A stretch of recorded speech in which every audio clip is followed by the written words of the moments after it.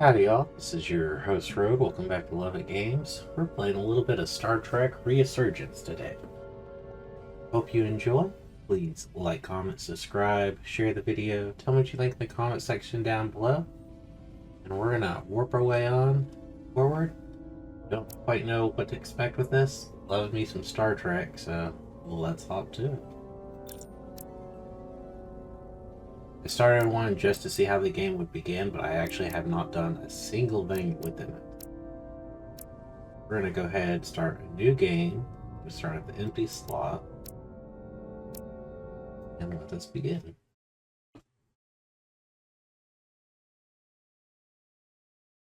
This is Dramatic Lab's adventure. The relationship and events you're about to experience will be shaped by the choices you make.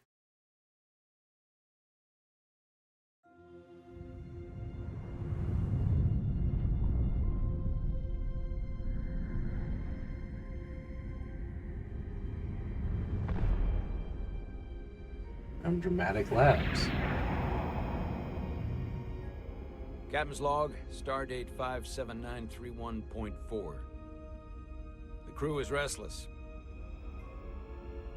After spending too many months piecing our ship back together, we're finally about to venture out on a new mission. And the crew isn't letting this unprecedented ion storm slow them down. They're ready for something different. I know I am. Perhaps more than any of them. Fortunately, nothing ever stays the same. It's entropy, the nature of the universe. Change is inevitable. And while entropy says order gives way to chaos, in this case, change is good.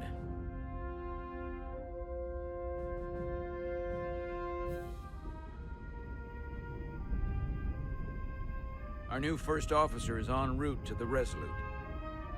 Jara Rydek. I know she'll bring a welcome dose of new blood to the crew.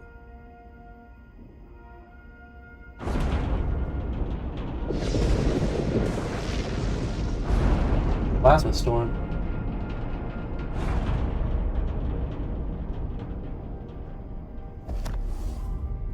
Oh, didn't realize it's QTEs.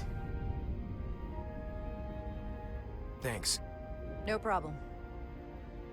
I'm not great with flying. But these little Yeah, shuttles... you joined Starfleet. are the Don't close your worst. eyes. I've seen worse. Close your eyes. Here's a tip. Don't close your eyes. You'd think that would make it easier, but it only makes it worse. Look out the window, pick a star, and just focus on that. I'll give it a try.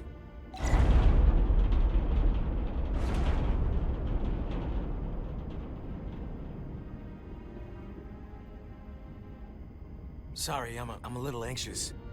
I hadn't noticed. I'm on my way to my first assignment. When we get to the starbase, I'm transferring on to the Resolute. So am I. It won't be easy for Jara to step in at the 11th hour like this. But if she's half the officer I knew she could become when she was a cadet at Starfleet Academy, she'll be the XO this ship needs right now.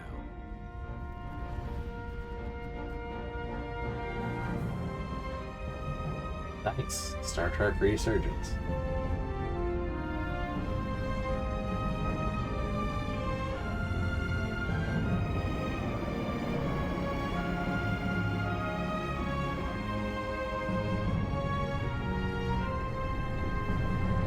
Change of station.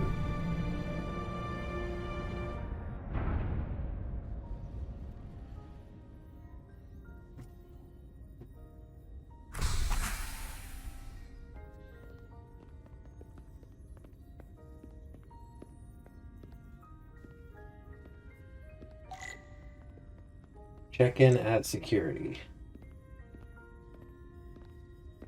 Can I turn up the movement?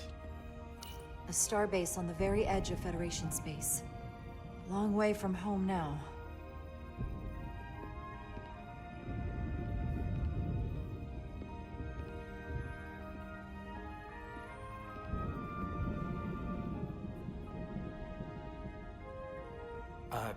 Commander? I'm not usually such a nervous wreck, by the way. I actually did well at the Academy. Oh yeah? Maybe you've heard of the Torvalin test? Sounds familiar. It's a tactical simulator that makes the Kobayashi Maru look like a picnic on Pintaris 5. Anyway, I finished in the top 20. Not just in my class. I mean, all time. In the history of the Academy. Really? That's quite impressive. Thank you. It was tough. But you know, I set my mind to it and it paid off.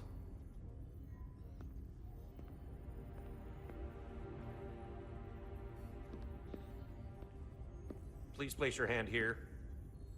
Hold it there for a few seconds. Oh man, I definitely need to be able to increase the movement speed. Commander Jara Rydek. Welcome, Commander Rydek. Wait, you're Jara Rydek? You absolutely crushed the Torvalin test. You finished in what, like the top 3? That would be me. Now I'm really... It's an honor to meet you, Commander. Sorry, I didn't realize before. Yeah, you know. I just came off the shuttle and was glad to be on solid ground. The pleasure is mine, Ensign. Paul Calloway. Good to meet you. I believe Commander Ermot is expecting you. He's in the concourse just ahead.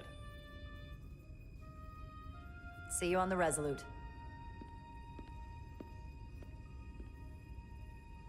See, in Star Trek, you gotta build each other up, not tear each other down.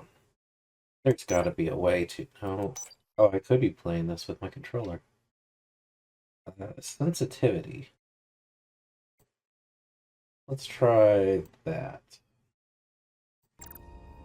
Oh my goodness, that is a world better.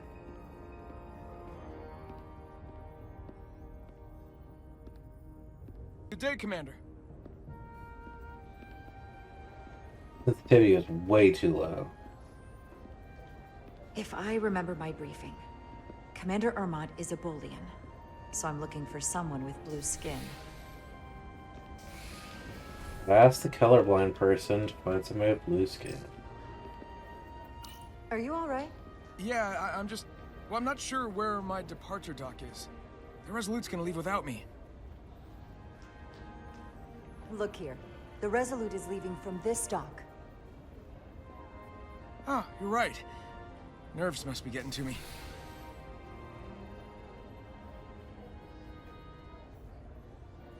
Thanks so much, Commander.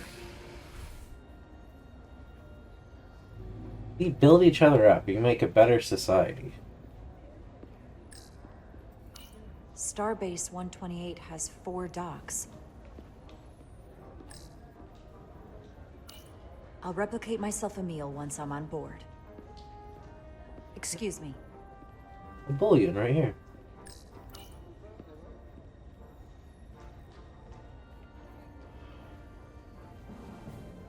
Welcome to the edge of the galaxy, Commander Rydek. I'm Commander Jan Ermot, Operations Officer on the Resolute.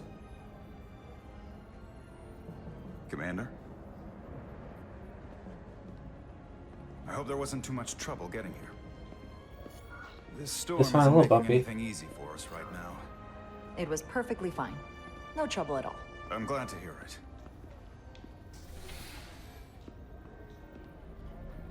We're grateful you were able to come fill our first officer vacancy at such short notice. From everything I've read and everything I've heard, we're lucky you were available to us. Coming from a premier starship and all. What have you heard? Spare me the flattery. You have high expectations. Research vessel. What exactly have you heard about me? First in your class at the Academy. Received the Starfleet Award of Valor during the Dominion War. Most recently, Tactical Officer and Chief of Security on the USS Endeavor. Oh, nice. You've done your homework. Like I said, we're very lucky. Oh, look at that. That's just beautiful.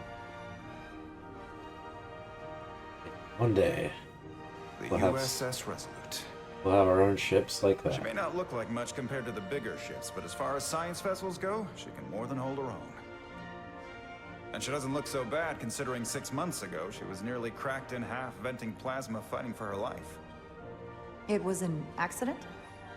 Equipment malfunction. An accident suggests fault, but no one's to blame. It was a planned test, but the warp core was pushed beyond its limits. It destabilized the dilithium, there was a runaway reaction, and the warp bubble deformed. We thought we could reach a higher resonant frequency, but it was more than she could handle. Cost us our first officer and 22 of our crew.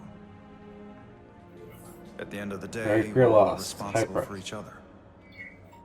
I can't even begin to imagine what that must have been like for you. I'm so sorry for your loss. Thank you. It does weigh heavy. There are some things you can't forget. Did you lose anyone close to you? Too many. And to that I'll just say, you have big shoes to fill. Listen, I realize you've known Captain Solano for quite some time, and I'm sure you're ready to bring your best. But I should warn you that when the captain announced you would be the new first officer, there were those who felt it was a mistake, that he should have promoted from within. So you might want to tread lightly at first. Until they come to value your contributions as much as he does. Thanks for the heads up. Thank you. Always good to have a sense for what you're walking into. I just thought you ought to know. I appreciate it. Starfleet has assigned us a high-priority mission to the Hotari region. Ensign Calloway is grateful for Jara's help and guidance. He's nervous on the shuttle flight. Jara's made a good first impression with Commander Urmont, and off as inquisitive and appreciative while showing empathy for what crew has suffered. No, I don't want to execute.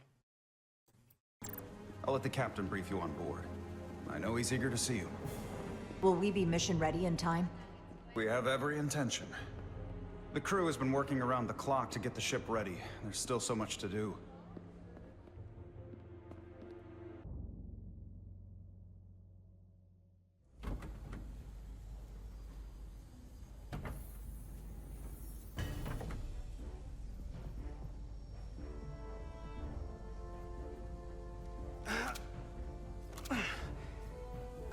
Stuck. I got just the thing. Plasma torch.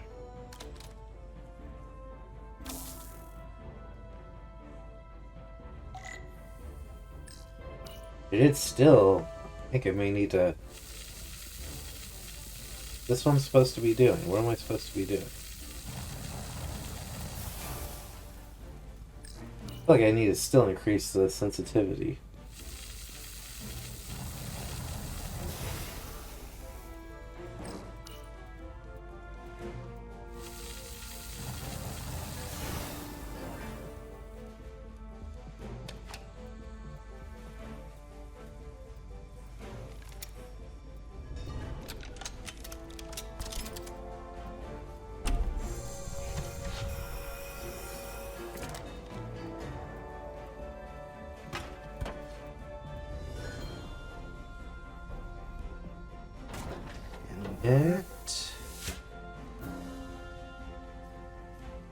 The card is that.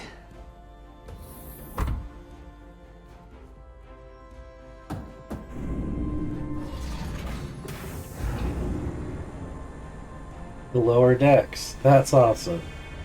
If you not watch Star Trek Lower Decks, highly recommend it. I thought that thing was totally fried.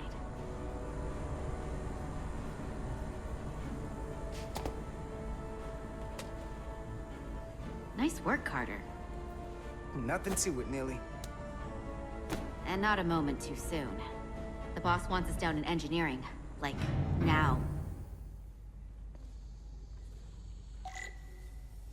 Okay.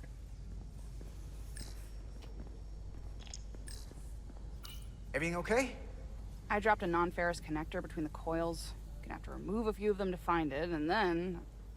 Ooh, then another hour of recalibrating. Ouch. I'll leave you to it. Come on. Diaz, can you give us some help with the transporter? What's the problem? We need to test this cargo transporter. I've never been that great with the signal plotting. I got it. No problem. Select waypoints to create a path through the ionic interference. The line connecting the points will lose stability if it passes through interference. The yellow bar indicates the stability of your path. When full, you will succeed. Use this to aim left to select and drag waypoints. Okay.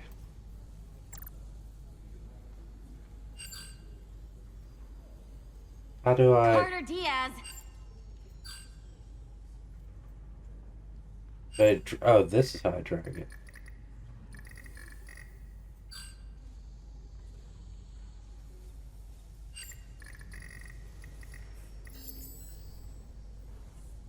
No sweat.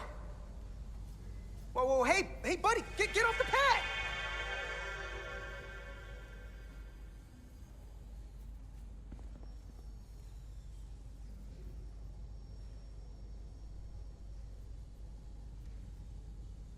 Don't tell Joe. Time's wasting. Not a word.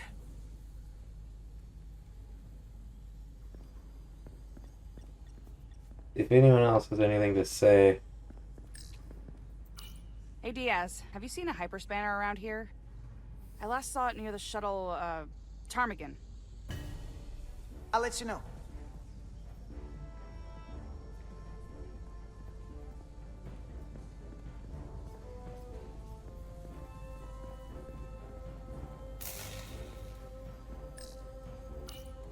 Corrosion in there was pretty extreme.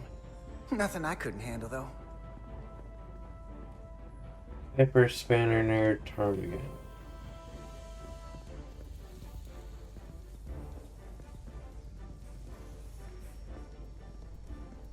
Melville.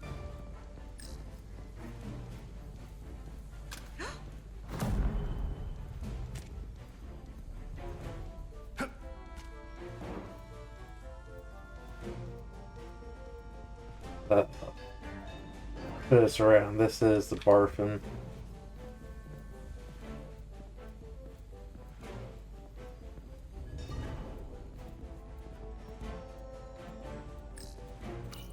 That's not where that goes.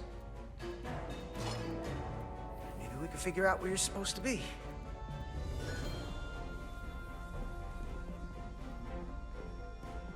You see it, right? Oh, hey, there it is. You're a lifesaver, Diaz. Well, I don't know about that, but I try.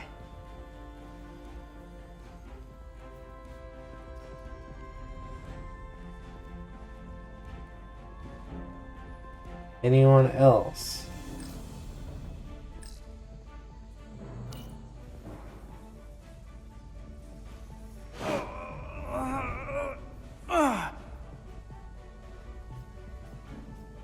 Oh, dude.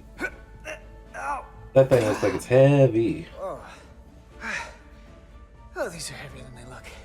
Makes more sense than zero-G. You're welcome. And so clean I can see myself. And you know what? Not half bad.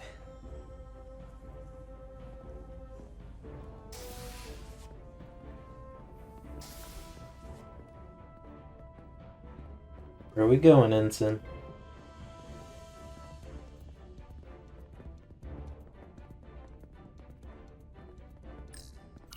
Hey, you need any help?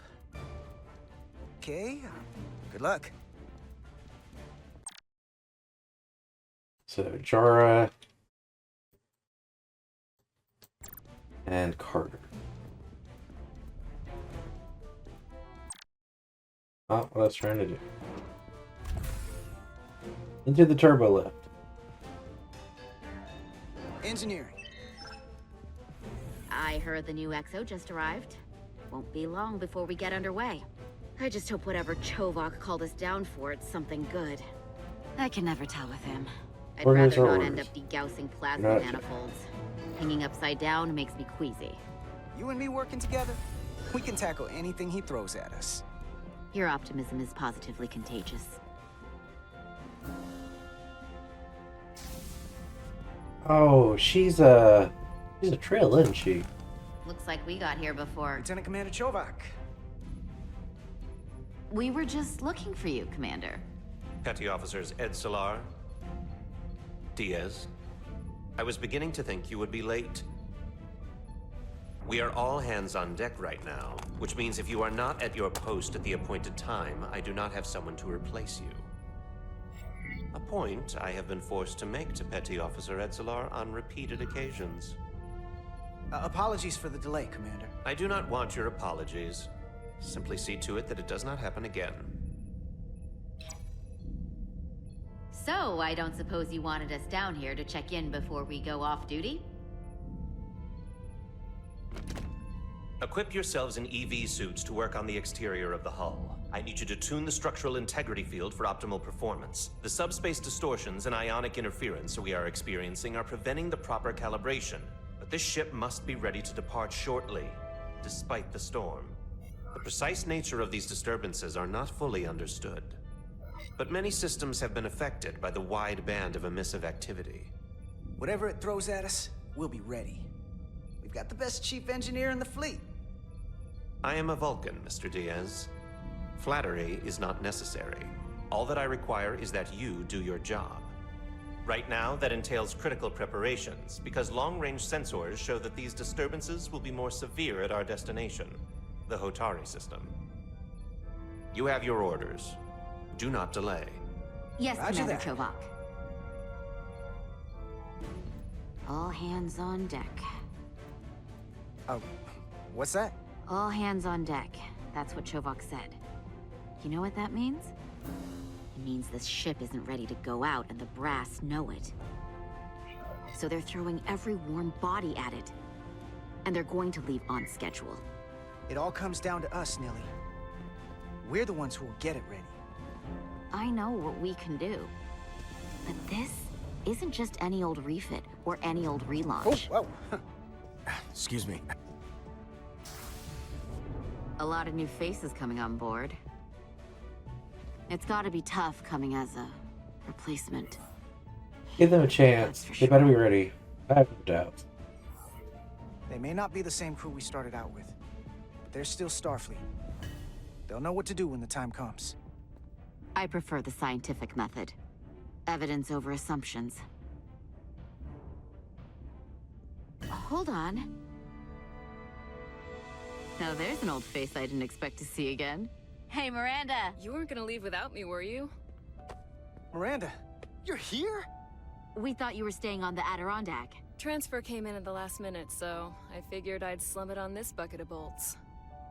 Looks like you got her back together pretty nicely. I wasn't sure what to expect. I'm gonna take the high road here, pretend you didn't say that, and welcome you aboard. Aw. He's a better diplomat than I am. He still owes me a bottle of Saurian brandy. Don't think I forgot. Oh yeah, it's coming back to me now. Maybe Carter can rustle up that bottle and we can give you a proper welcome. As soon as we wrap up this quick little spacewalk. Can I take it? Here, let me help you. Thanks. So what's the word? Are you back in the security rotation? Yep. Still running with the usual suspects. Whoa!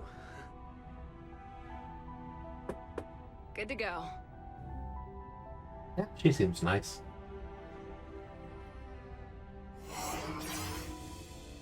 See you on the other side. Activating magnetic souls.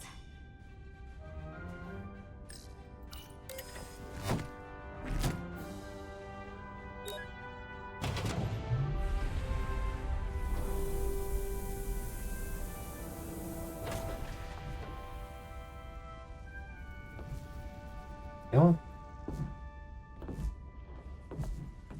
You can do it, Carter.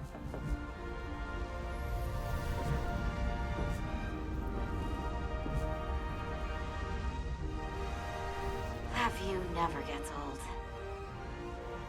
Let's go.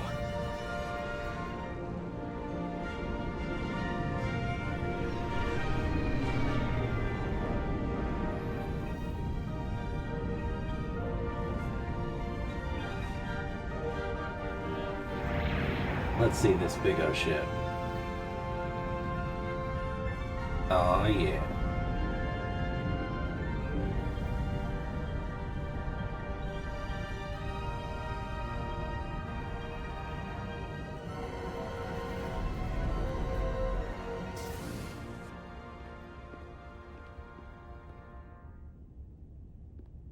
Captain Solano should be here momentarily.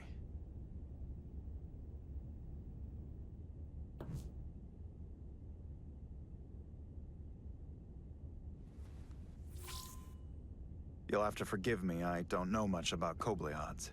But my understanding is you need a steady supply of duridium to keep your cell structure stabilized, or bad things start to happen. And we have plenty of duridium in sickbay, so there's no risk of running out. Thank you. Feel free to make yourself at home. And help yourself to whatever you like from the replicator.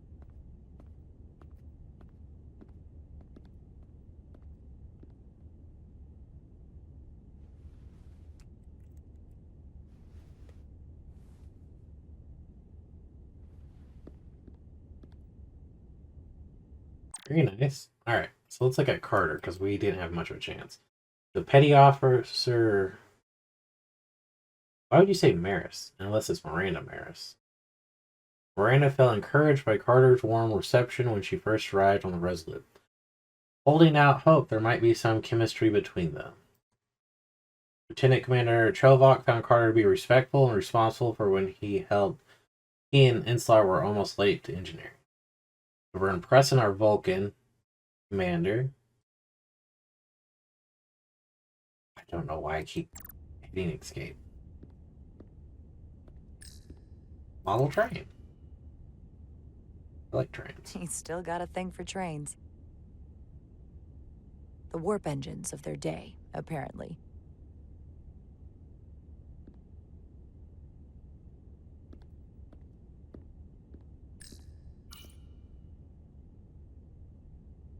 Dr. I can't Esel. believe he keeps this around. Don't even know where mine is.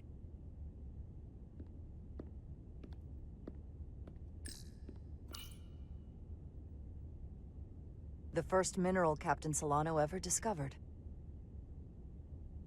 Always was the nostalgic type.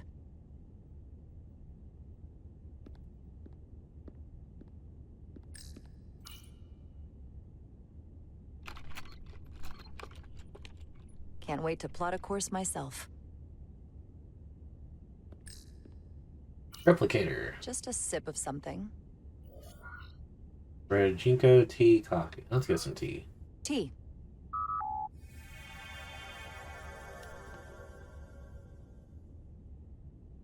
Or as Jane would say, coffee black. Tea or That's gray for lovely. Patrick Stewart.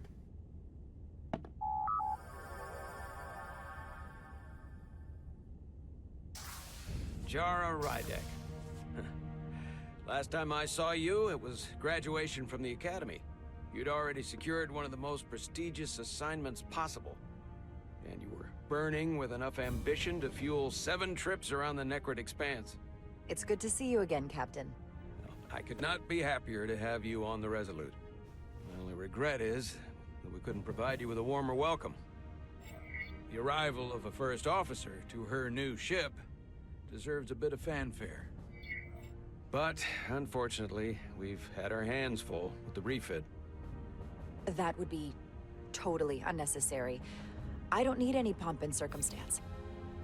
You've been here all of 5 minutes, and already you're trying to make us more efficient. I like it. As I'm sure you've heard, we've had a rough go of it these last 6 months. The ship suffered some damage, but not nearly as much as the crew. I assume you mean the accident. That's right. The tragic accident, really. We were on the verge of a major scientific breakthrough. A quantum leap forward in warp core technology. 10,000 teradynes per second. The ability to travel at a sustained rate of speed longer and faster than we ever dreamed. What would have been the crowning achievement of my career. Right there.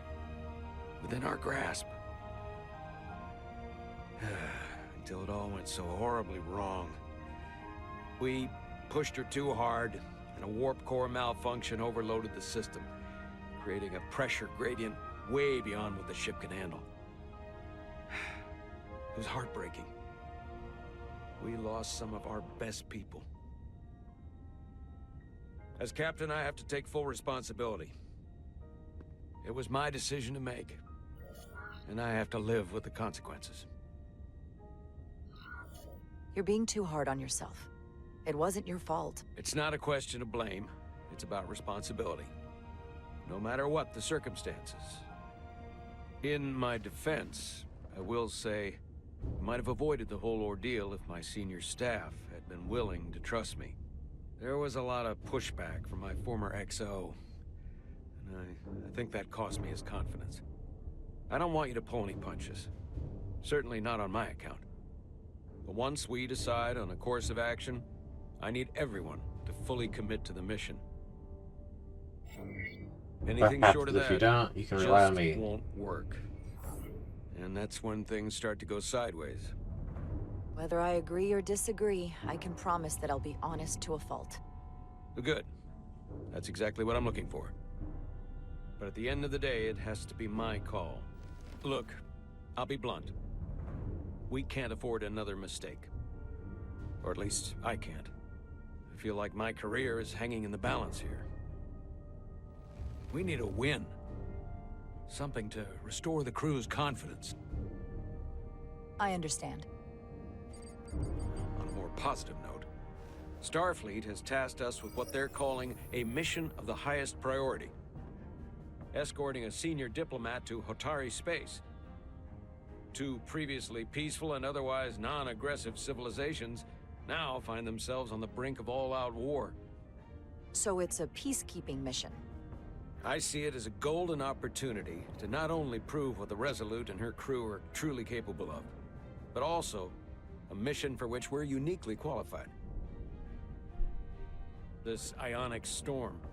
Our long-range sensors suggested several orders of magnitude stronger than anything on record. A total anomaly like nothing we've seen before. And you'll never guess where it leads. Hotari. Exactly. Very nearly in the precise location where we're headed. Where I imagine the interference will be exponentially greater. But the diplomat will brief us on the details at the rendezvous. So basically, we're being sent into the eye of a storm, more powerful than anything on record. Well, yes. But we're taking every precaution. But I don't want to get ahead of myself. I expect we'll have some rough sledding when we arrive, so I need you to prepare the crew for the worst. There's just one more thing I want to clarify up front. The metric that for me will be the ultimate measure of your success. What is it? If after serving as my first officer, you don't one day find yourself with a ship of your own, then I will consider it my personal failure. When that might happen is entirely up to you. But it goes without saying, you have my full support. It's been a dream of mine since before I can remember.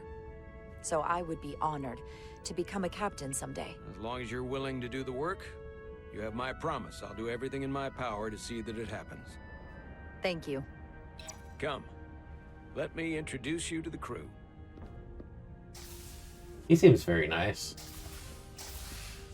Very down to earth.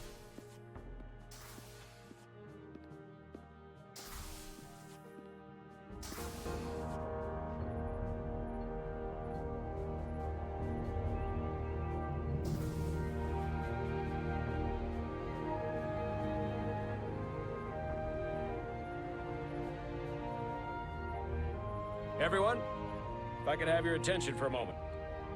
I'd like to introduce Commander Jara Rydek, our new first officer.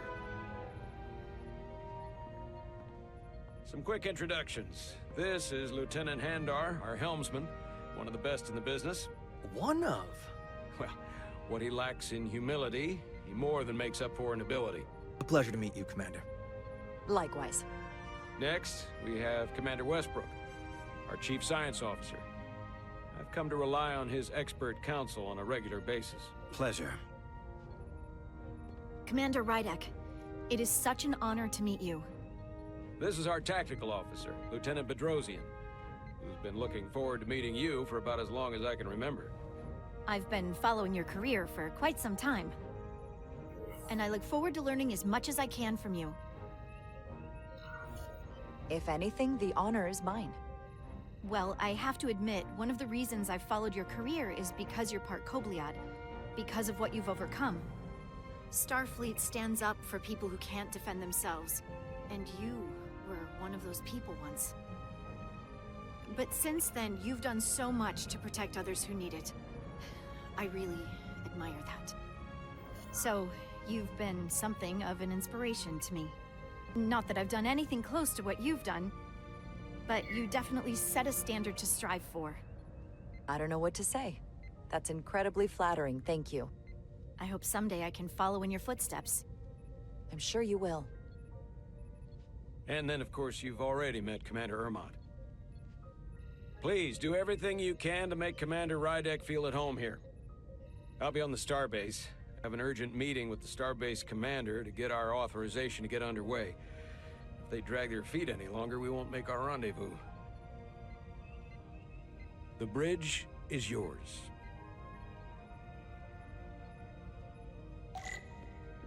Then the captain's chair when ready. That is awesome. Operations. Staffing, supplies. There's a lot to keep track of on a starship. Good thing we have Commander Ermont. Communications. Keeps us in contact internally and with other vessels.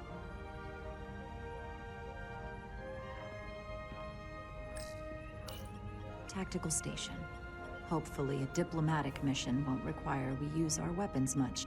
But if it comes to that, we'll be ready. Don't understand why you wouldn't want a chair. So many decks. Full of crew that are now my responsibility.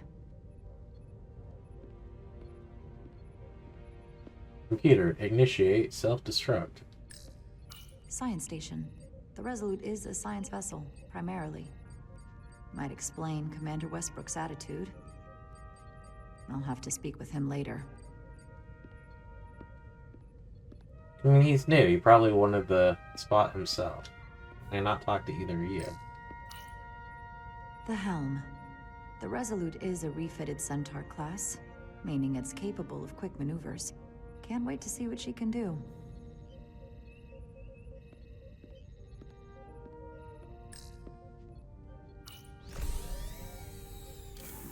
Tactical holodais. Just like they've got on the Excelsior.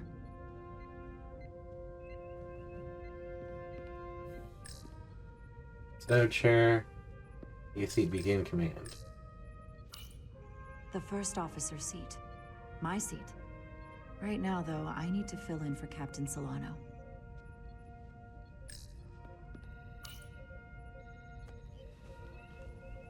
Commander, Chief Engineer Chovak needs to lower the structural integrity field. He's sent a crew out to recalibrate the emitters in response to the danger posed by the storm. We just need your go-ahead. Permission granted. Lowering structural integrity field, now. Entering maintenance mode. Condition blue.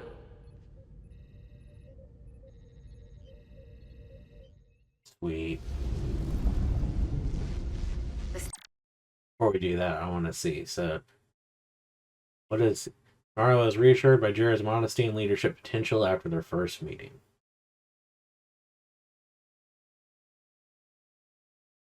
Warp is getting worse. Looks like they turned off the SIF. Great. Let's get to that emitter.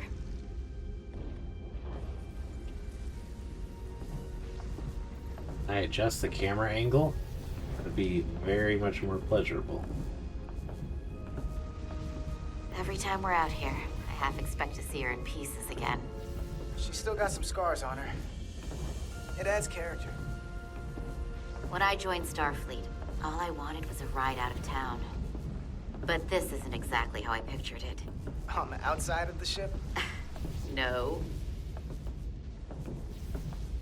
Sometimes it feels like we're just part of the machinery. Don't you want more than that? I mean, Starfleet is noble and all, but it's still a machine. Yeah. Of course I do. Starfleet's an open door. We just have to walk through it. You wanted to get away. I enlisted because I didn't want to wait years just to get out and see the galaxy. I wanted to go somewhere, see new worlds, look up at a sky no one's ever seen before. Just because I'm cranking a hyperspanner up in a Jeffries tube today doesn't mean that's all I'll ever be. Inspiring. Diaz to Commander Chovak. We are at the Sif emitter. Acknowledged. You may proceed with the recalibration.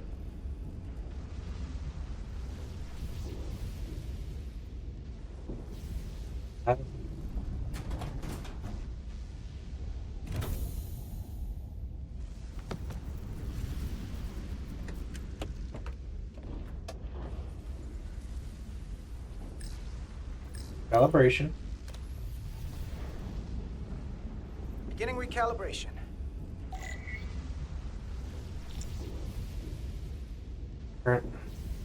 Turn the nodes to the center. How do I...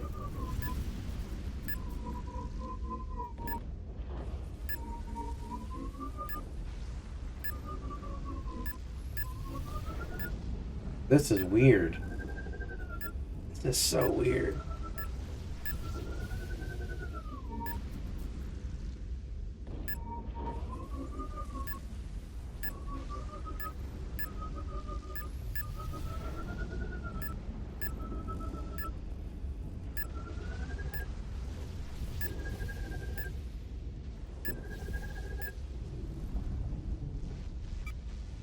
Looks good.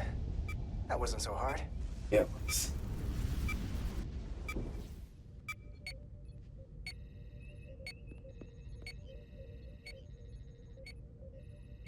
Commander Westbrook, right? Chief Science Officer. You remembered my name and my rank. Impressive. Yes, I'm the Chief Science Officer, and I have the dubious honor of being the most senior officer on this bridge. I know this ship inside and out. That's Better impressive. than just about anyone. What a very impressive list of credentials. This is a research and discovery ship, first and foremost. Now with a former tactical officer as its new first officer. I'm curious, though. A Kobliad, or half in your case, is an odd choice for first officer, given your vulnerable condition and all. But if, as an example, we found ourselves in a hostile situation, and you were suddenly incapacitated because you needed an infusion, what would happen then?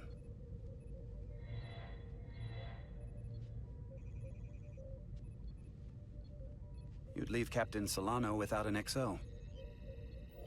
Granted, that would Never be been a worst problem. case Captain scenario, understands. Thanks for your concern. but not outside the realm of possibility. That's very kind of you to be concerned about my well-being. But you don't need to trouble yourself on my account. I'll be fine. Well, I wouldn't say I was concerned, just curious, that's all. Listen, can I be blunt, Commander? I see no reason to stop now. Commander Sutherland, your predecessor, was one of the best first officers in all of Starfleet. His record was impeccable and his reputation was without equal. I mean no disrespect, but the shoes you're stepping into are almost impossible to fill. He was loved by the crew.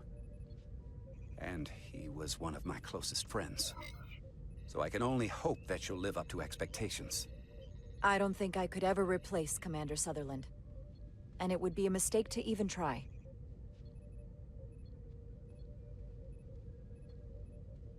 Seeing as Captain Solano is on the starbase, let me give you an update on this ion storm we're flying into. It's unusual, unlike anything I've ever seen. At the moment, I can't tell you if the Resolute will shrug it off or if we're putting ourselves at risk. However, if we learn more about its patterns, its nature, we can come up with a scientific countermeasure. Just a moment.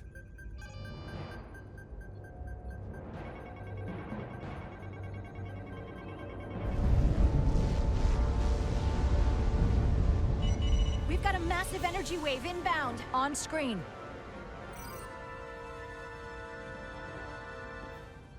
Tracing its trajectory. Starbase docking clamps are holding. The storm's emissions are fluctuating, coming in waves.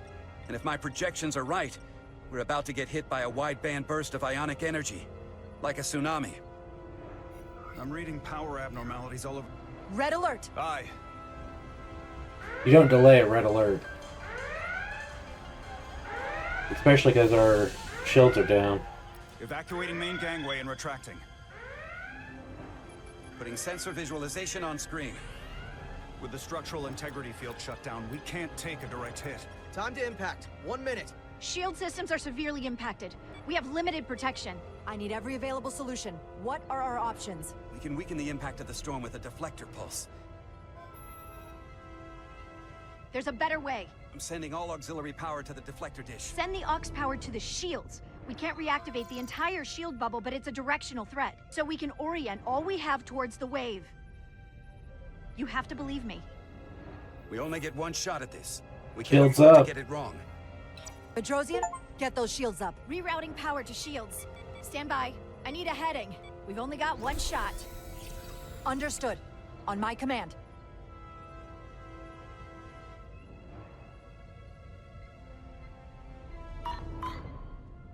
Heading locked. Raise shields. Shields will do better than a deflector This if is it's it. coming in like a tsunami. All hands, brace for impact.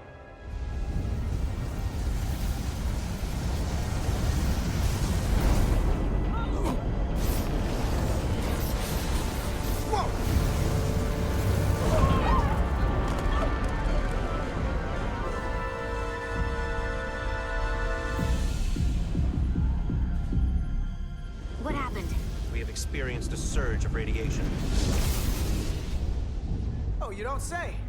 This radiation supercharged the plasma, forcing it to backflush through the system and creating a dangerous imbalance. That can blow out every primary system on the ship. Just tell us where you need us. I need you to traverse the hull to the access port to recalibrate the port nacelle plasma regulator.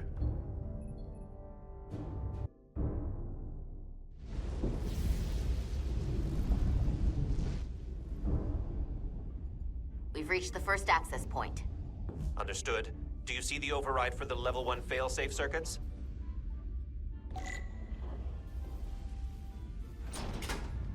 Do now. Affirmative. Engage the override. It should allow us to stop the EPS flow to the warp engine without triggering an automatic core shutdown.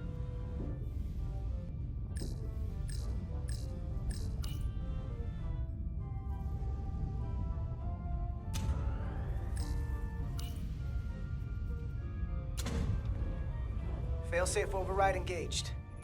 Are you sure? I am registering some crosstalk in the bypass circuit. We need to route the signals so they don't interfere with each other.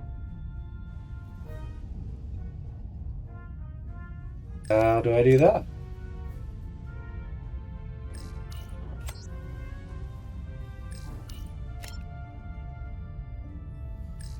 Literally just moving the pins, okay. Diaz to Resolute. The failsafes are temporarily disabled. Moving on to the EPS regulator. Heads up, Carter. What is that? One of the discharges coalesced. It's coming right toward us. I'm gonna try to disrupt it with my phaser.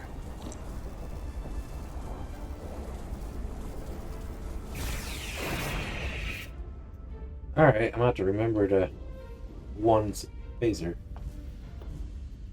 So we gotta climb up the pylon. Not that there's really an up, but, you know.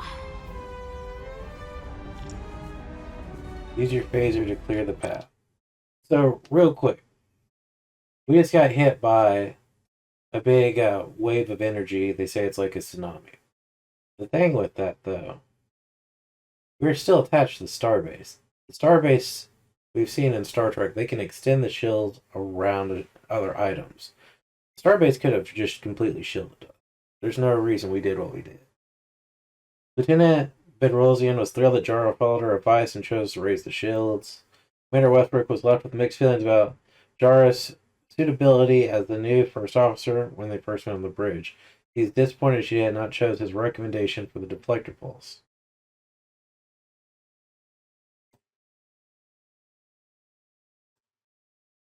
Was there more?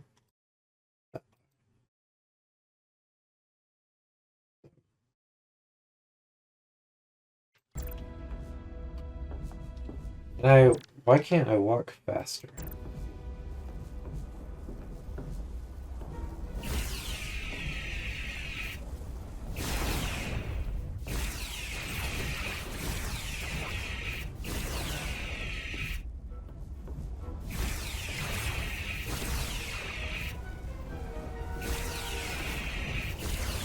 Why am I the only one shooting?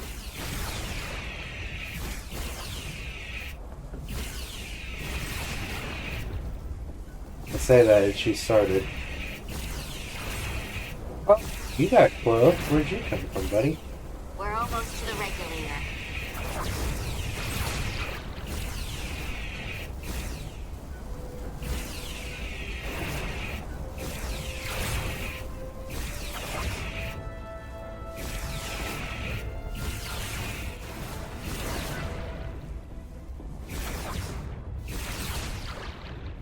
We're at the regulator point. Opening the access panel.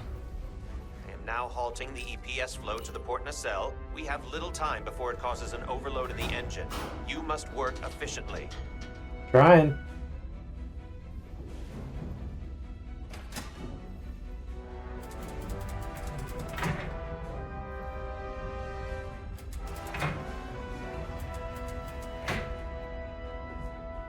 EPS manifold adjusters reset to neutral.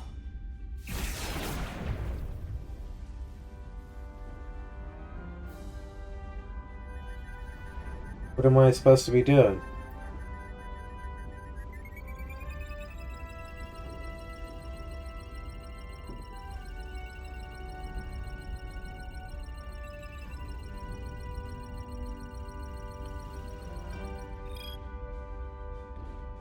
The EPS lines to the port warp engine are back in balance. Almost done. Once I cycle the manifold nozzles, Chovok can...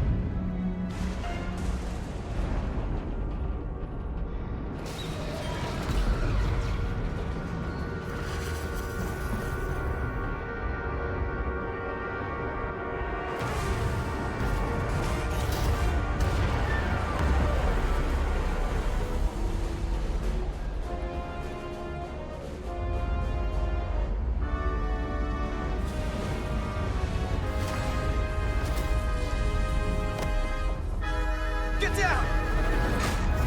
Diaz to bridge. We just lost the docking clamp. You almost died. We've got a lot of debris coming down. All vibrations, too. We can't finish the EPS regulation in these conditions. Please advise. We have to release the ship from that other docking clamp or the hull will be ripped apart. There's a problem. The clamps are supposed to disengage automatically in an emergency, but it's not working. Not working. What are our options? The docking clamps are fitted with exploding bolts for an emergency release. We've got crew out there. That'd be like setting off a bomb next to them. Maybe there's another way. Starbase is hailing us. Put him through. Resolute, the remaining mooring arm is failing. You need to disengage from the starbase now. The damage to the station will be catastrophic. We have crew outside and are looking for the We have safest people way to... on this station. If that mooring arm breaks, we could lose dozens of crew. Commander, hear me out. Reverse the polarity of the hull, which theoretically will repel the docking clamps. And repel the engineering crew right off the hull into the storm. This is Captain Solano. Put me on screen. Go ahead. Captain, we have a situation. Commander, what are you doing? Blow the bolts on the docking clamp. The captain doesn't know the whole story. I'm giving you an order. Chara? Captain, you brought me here because you trusted me. Can you trust me now? You better be sure you make the right decision. The captain made himself quite clear. They're gonna get hammered with debris out there. Reverse the polarity. There is protocol. And there are lives. Starbase, stand by. We're gonna flip hull polarity to disengage the clamps. Yes, Commander. We just really pissed him off. Captain was furious, Chara defied his orders and not blow the bolts of the docking clamps as he instructed her. instincts to protect the crew, and the starbase ordered her to disengage.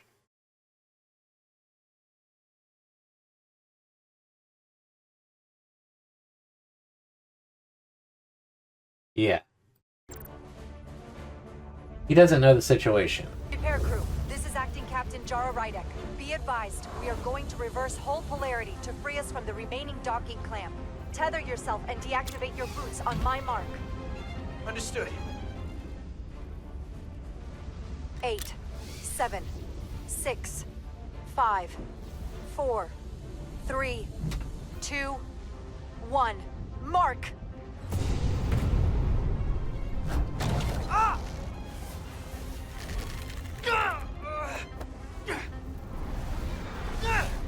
Grab my hand! I got you. Thank you. Plasma imbalance is reaching critical condition. We are moments from primary system failure. I got it.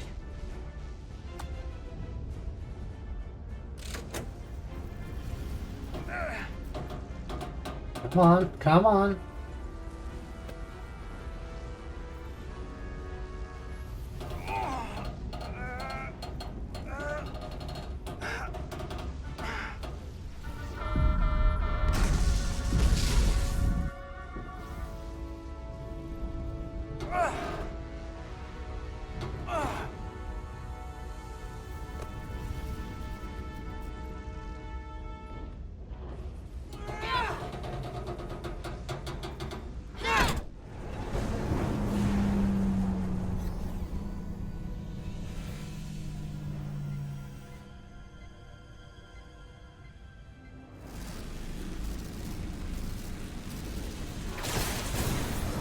Look out!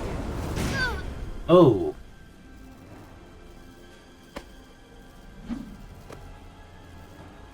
I got you. Petty Officer Edselar's hurt and unconscious. I'm gonna have to tow her back to the airlock. Mr. Diaz, the situation has changed. You are at risk of triggering a substantial electromagnetic arc if you approach the main hull the way you came. But Commander, the way we came is the nearest airlock. There is an auxiliary hatch near you on the far end of the pylon. You must bring Miss Edselar there to access the interior.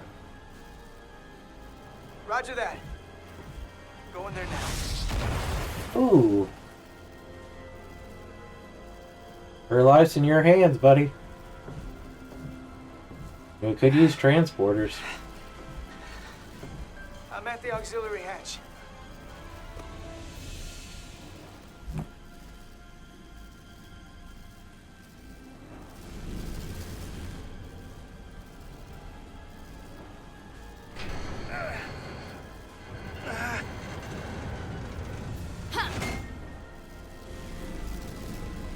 You go first.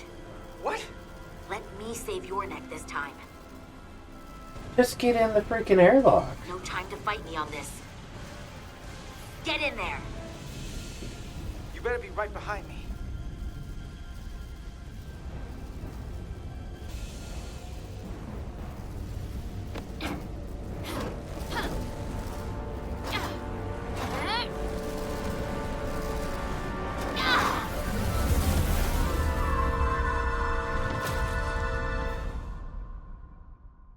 Really?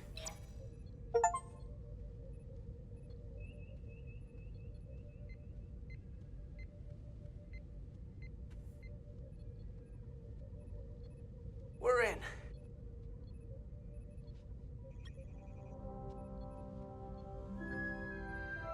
There's Before we go on with that, is she alive?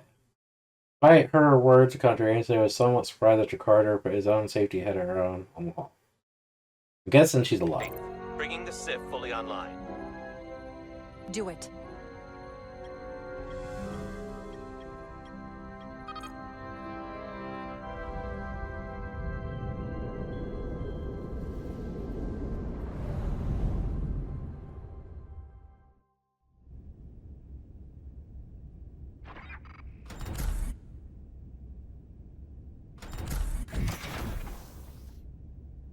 Carter!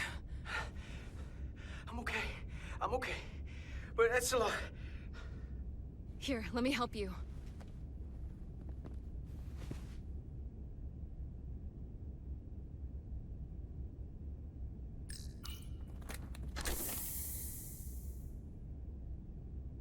Medical. We've got one wounded at my location.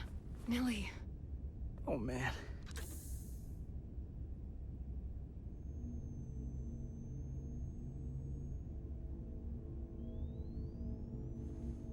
We'll see you at sickbay.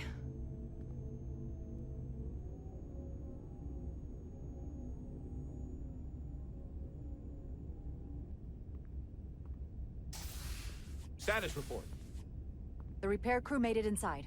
EPS flow is back to nominal levels. The SIF is back up. How does this affect mission readiness, Mr. Ermot? Releasing the docking clamps using hull polarity minimized damage to the Resolute. We'll have some last-minute repairs to make, but if we reapportion some of the staff, we can make our departure on time. As of now, however, we are successfully moored to the station. Good to hear. Send updates to my ready room. Commander Rydek, with me.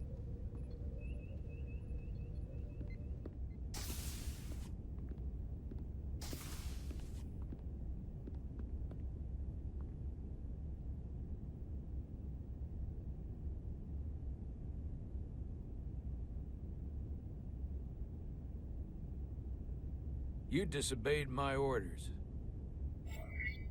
Shouldn't have done that. I'm sorry. Respectfully, Captain, I made the right choice given the information You I had. disobeyed my orders!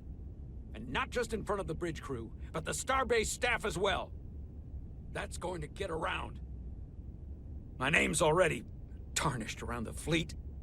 But what is it going to do to my credibility on this ship? From the top to the bottom. Bridge to lower decks. Captain, I told you I'd be honest, so here it is. Maybe I shouldn't have disobeyed a direct order, but you were wrong. You weren't on board, and you didn't have all the information. So I made the right decision for the ship. If you're worried about your credibility, put your ego aside and trust your crew. Trust me. You might have won some fans on the bridge with that stunt, but not everyone. Lieutenant Commander Chovak has already bent my ear. I'm sure he doesn't take it personally. He'll get over it in time.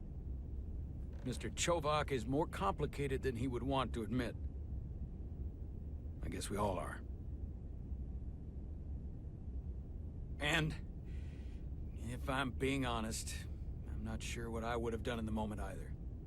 You never really know if you weren't in those shoes. So, let's just boil it down to, you did what you had to. That'll have to be good enough for me. Thank you for understanding, sir. I'm sure no one knows the burden of command as well as you do. I'm sure you will, someday. Despite it all, we got our final Starfleet clearance to depart. So if you'll fetch Mr. Ermot, we'll knock out the final details of any outstanding repairs, and then we'll set out for Hotari. Yes, sir.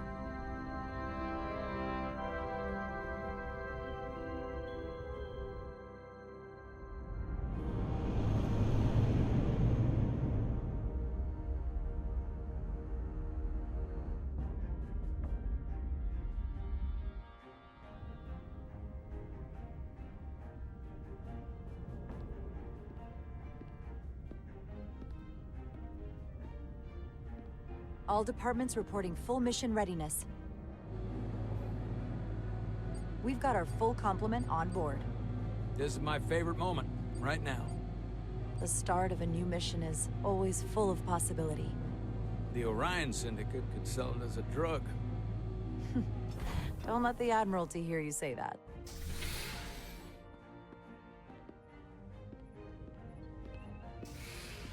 Captain on the bridge.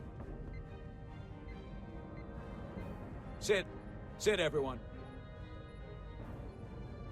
You all know, I'm not big on speeches.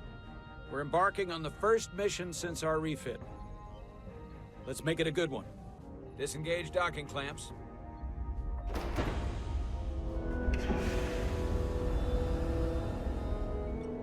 Docking clamps released. Thrusters ahead, Mr. Handar.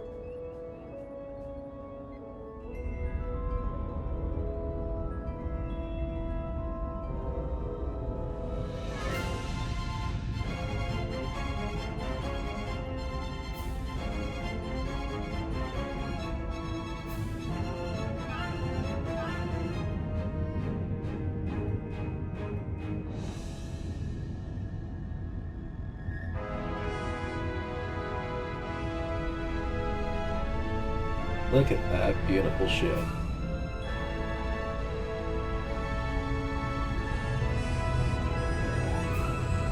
That should do it. Set a course for the Hotari system. Prepare to go to Warp 8. Aye, Captain. You know what? You take this one. Me? Engage.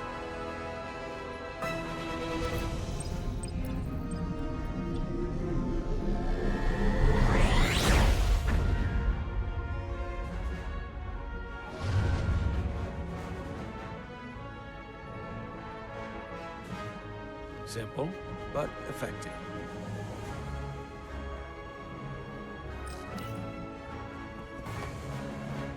Easy. Thank you. I'm fine. Really, You don't look so good.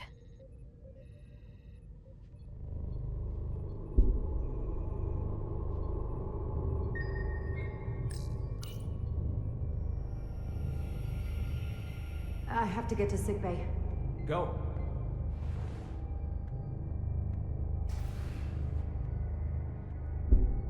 Commander, help me get her inside. That's not good.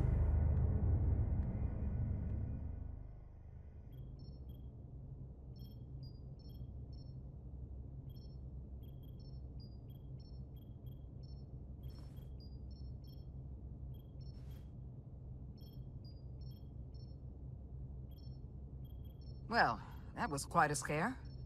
A few minutes more and it would have been one of the shortest tenures on record for a first officer. Is that the engineer that was out on the hull? That storm did a real number on her, but she'll live. Just needs rest. You should worry about yourself. Your duridium levels got dangerously low and destabilized your cell structure. This is definitely one of the more memorable first days I can think of. My name is Dr. Aram Duval, Chief Medical Officer. To be honest, I've never met a Kobliad before. You're... rare. I know. I was going to say special. Your people's numbers have dwindled, despite the Federation's efforts to find a more readily available alternative to the duridium you need to survive. Yet you joined Starfleet, and managed to thrive. I imagine the responsibility must be overwhelming. Maybe even a burden at times. It does make me unique, but it's not a burden at all. I'm honored to be Kobliad, to represent my people. As you should be. And don't worry, I won't treat you like a science experiment. I just do the science and leave the experiments to Solano. You don't agree with his methods? I don't agree with his definition of acceptable risks. Not when the lives of your crew are at stake. My professional opinion is that the accident took a toll. More than he's willing to admit. He's overstressed, operating in the pressure cooker of his own mind. Which is never a good headspace when the lives of your crew are at stake. What concerns me is that now he's even further away from the thing he's been chasing his entire career. Breakthrough discovery. The major innovation. Something he can put his name on. I hear you. But that's my job, isn't it? To make sure that doesn't happen. And we don't lose sight of the bigger picture. Which is exactly why I'm so glad you're here. We need you now more than ever. And I have to give you credit for what happened on the bridge. It took guts to defy a direct order. Huh. I guess word travels fast around here. It's a small ship. And everyone's curious about the new XO. Fortunately, your cell structure's almost completely stabilized. And I'll spare us both the lecture, but I do feel it's my responsibility to remind you, without regular infusions of duridium, you will not live. It's as simple as that. Understood. Then, my work here is done.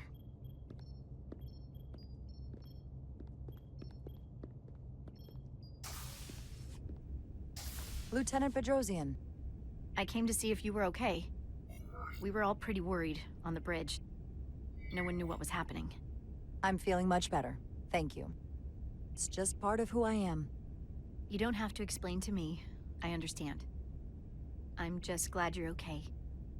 You trusted me earlier with the shields, and I appreciated that. I want you to know that I have your back. Thank you.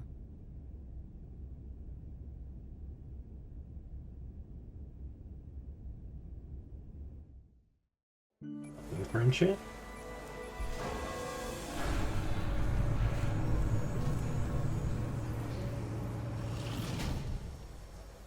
Complete the diagnostic sequence, and this shuttle will be cleared for service.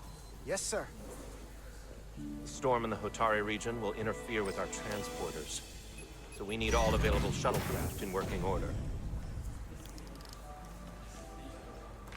Excuse me, Commander Chobak. Petty Officer Maris, I will leave you to your work.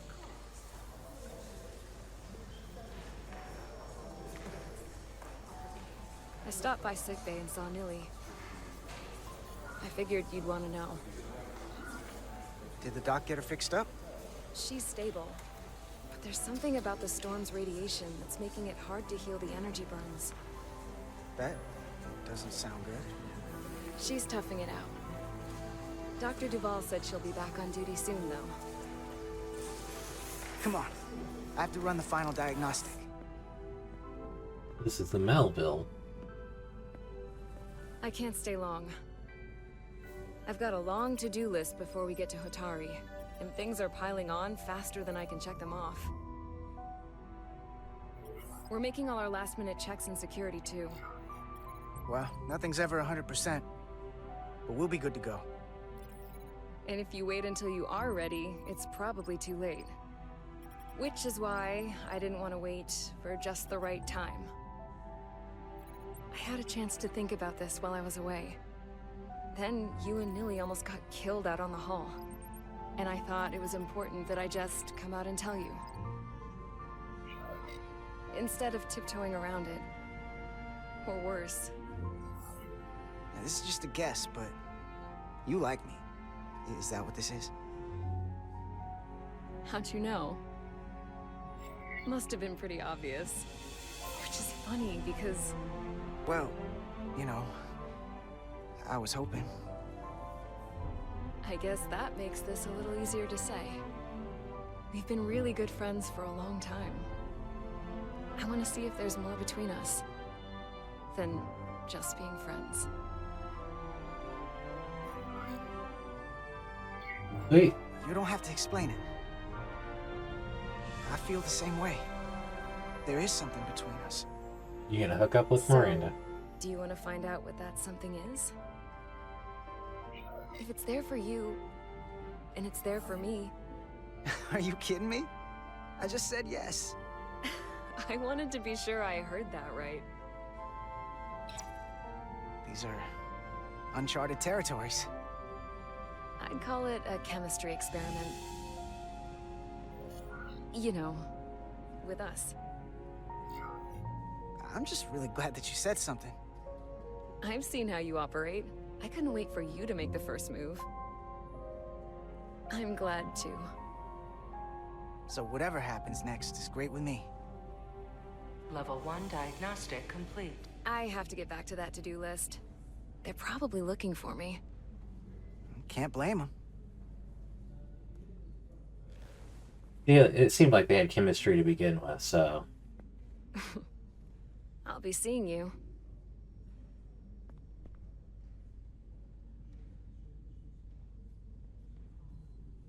Stay on the same ship as long as you can, because in Starfleet, a lot of the times, you don't. Approaching the rendezvous point outside Atari space. Helm, bring us out of warp. Dropping to impulse. Whoa. Ionic interference surging, Captain.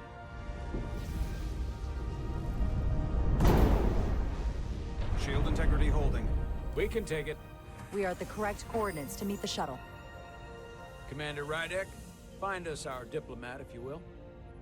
Aye, Captain. Let's reduce the noise. Filter out environmental signals. I can manually tune what's left for Federation signal types. Okay, that's a weird setup to do. I've located the shuttle. Opening comms. On screen. Shuttle to Resolute. Shuttle to Resolute. Debris field Lost maneuvering. Losing. I can't get it any clearer. We won't get a transporter lock. It's just not happening. Power up the tractor beam. We'll pull them directly into the docking bay.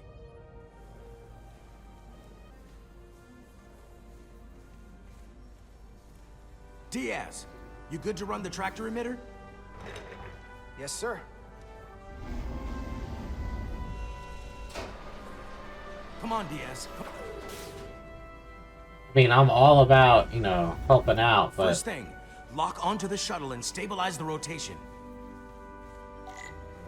Why would you choose the one person who is in the middle of doing something?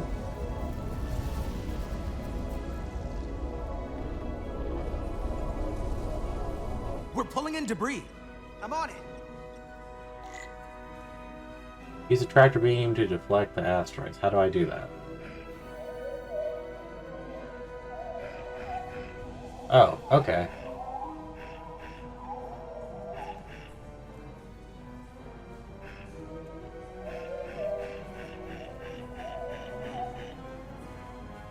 Doesn't give us a lot of description on how to do things.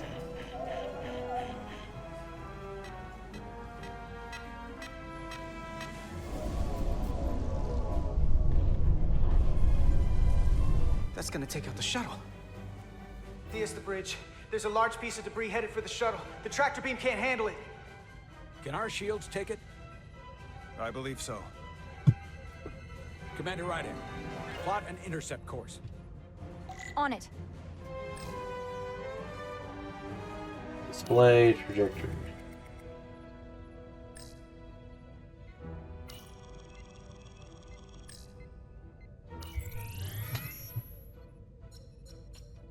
How do I do this? Here we go. Maneuvering thrusters bearing 53 Mark 17. 200 meters on an intercept course. Maneuvering.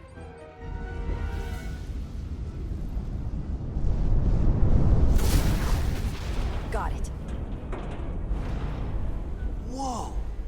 Someone's working hard on the bridge.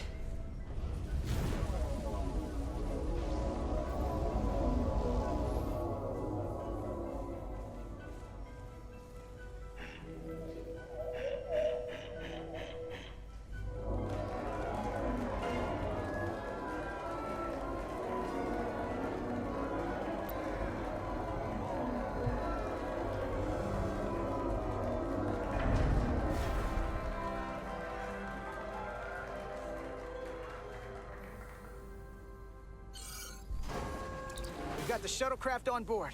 Good job. We're on our way down to meet them.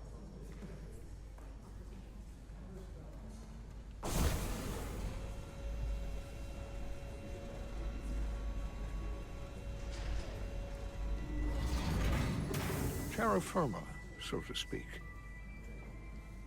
Ambassador Spock?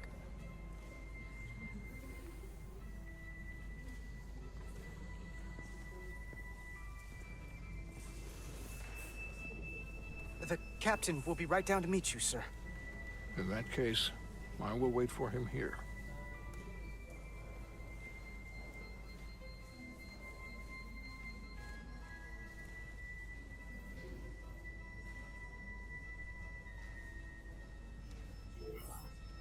You okay? Sorry for the repenting. Welcome aboard.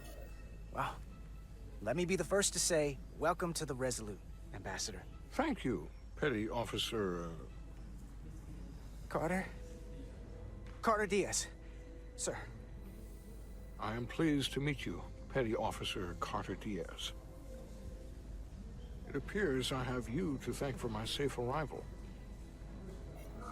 Your assistance arrived not a moment too soon, if I may say so. You're very welcome, sir. I'm glad we could get you here in one piece. Indeed. We thought we were prepared for our arrival in Hotari space, but it is evident my craft was not sufficiently robust for such intense ionic activity. The storm has been pretty intense. There was an element that was most unusual. Before you came to our aid, our maneuvering thrusters and impulse engines were rendered inoperable. So we attempted a short traversal at warp speed, only to find that we could not achieve warp at all, even though our diagnostics computer showed no faults or anomalies. What do you make of that? When all indications say that warp speed is possible, but in practice, we find it is not. Well, this storm is one of the strangest phenomena we've ever encountered. It's disrupted other systems. Who knows what it might do to a warp drive? Yes, it would seem further investigation is called for. Take readings, run some additional diagnostic checks, and we'll get to the bottom of this. See, I like that Spock asks that, because even though Spock's a diplomat, ambassador, diplomat, and all that, in the heart of it, he is a science officer. So he's actually testing Petty Officer Carter's ingenuity. And you don't want to directly say it's a storm. But you could say, make an assumption, maybe the storm had something to do with it. So I do like that a lot. Quite logical, Petty Officer Diaz. Thank you. Ambassador Spock. Excuse me. I'm honored to have you aboard. I'd like to get right to it. We're already behind.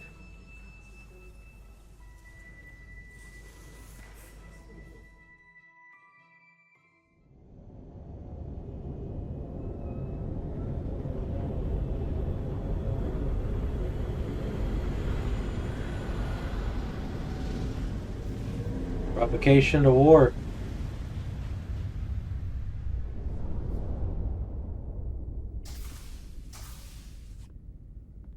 Ambassador Spock, my senior staff.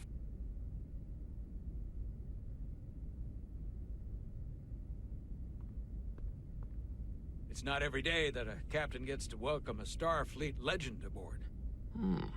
You flatter me, Captain Solano. But legend implies the past tense, whereas I am very much focused on our present circumstances.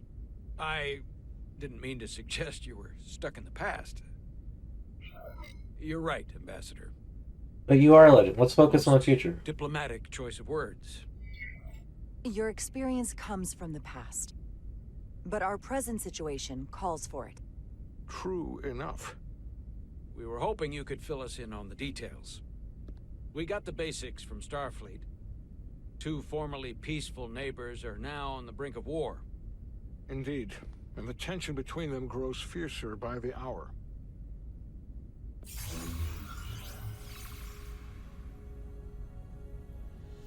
Illydia and Hotari. Illydians are the more advanced species. They made first contact with the Hotari over a century ago. This is Tau, the Hotari moon. It is rich in dilithium, and for decades, the Hotari and the Illydians have shared a mining operation there. The Illydians provide the technological resources, while the Hotari have served as the labor force. The stability of that arrangement was the source of their peace, until recently. The Hotari have suddenly and forcefully seized control of the mining operations and expelled the Illydians from their system. That is the official story, as told by the Hotari when they requested Federation mediation. But the details remain scant. Communications between all parties have been limited by the ionic interference. How is it the Hotari were able to turn the tables and take the mines against superior forces, especially after decades in this arrangement? Unclear. The answer to that question may be the key to a new, lasting peace, and one that I hope we can uncover during these negotiations. But it is unlikely the relatively primitive Hotari forces would stand a chance against the Illydian fleet if this escalates to open war. Left unchecked, this conflict will result in more bloodshed, which is what we are here to prevent. And the dilithium trade hangs in the balance. Clearly, the Hotari have been exploited in this relationship. Maybe we can persuade them peace is the more profitable alternative for everyone. They both profited from the mines. And for the Hotari, something is better than nothing. Peace is our objective, after all. That is correct. If we could convince them, it would restore the peace. But we would need the Hotari to accept a difficult compromise. Made all the more difficult by the emotions flaring on both sides, no doubt. Neither the Illydians or the Hotari are members of the Federation, so we can't make them do anything. There is an additional complicating factor I should mention. In the past, the Federation has relied on the Illydians as a source of dilithium.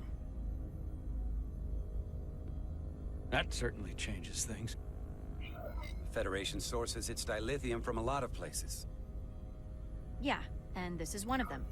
So we've already played a part in this. Unfortunately, that is indeed the case, Commander Rydek. We're morally obligated to make this right. Hold on. Our only obligation is to negotiate the peaceful resolution of this conflict.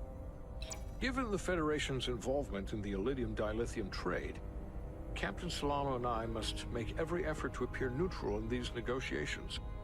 What worries me is if this whole thing unravels, and we're at the mercy of the storm at less than full strength. We can't let it come to that. Considering what the Ion Storm has done to our ship, and the Ambassador's shuttle, we have to assume the Illydian fleet has had problems with it as well. This recent surge in the energy disturbance temporarily levels the playing field. Commander Westbrook is correct. The energy anomalies around the Hotari systems have been noted in the past. That may answer why the Hotari were able to strike back after so long. They finally had an opportunity, and they took it. That would also explain the Illydians' restraint. And reason to learn as much about the energy anomaly as we can while we are here. We do not want to be caught at a disadvantage of our own. So I trust we understand our circumstances. We're operating on a strict timetable here, and we're going to be leaving for the negotiations shortly. Commander Westbrook, I want you to leverage our systems to investigate the anomaly from here while we're gone. Aye, Captain. Thank you all. Dismissed. I want to speak to both of you privately. Interesting. Ambassador Spock, I'd like to make a formal introduction. My first officer, Commander Jara Rydek. Commander, as you are aware, there are limits to what Captain Solano and I can do in our official capacity as representatives of the Federation. But someone in an unofficial capacity, your first officer, for example, would not be bound by those restrictions. Commander Rydek could ingratiate herself to certain parties behind the scenes, where they may be more candid in revealing information that could lead to a resolution. She certainly goes her own way. I'm honored to be included in the negotiation process. You're not just included, you are instrumental. Well, I hope Commander Rydek will have more luck finding out what really happened than we will through official diplomatic channels.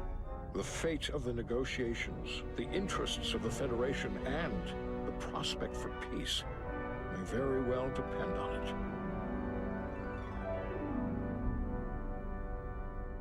Very interesting. Ambassador Spock is dead on.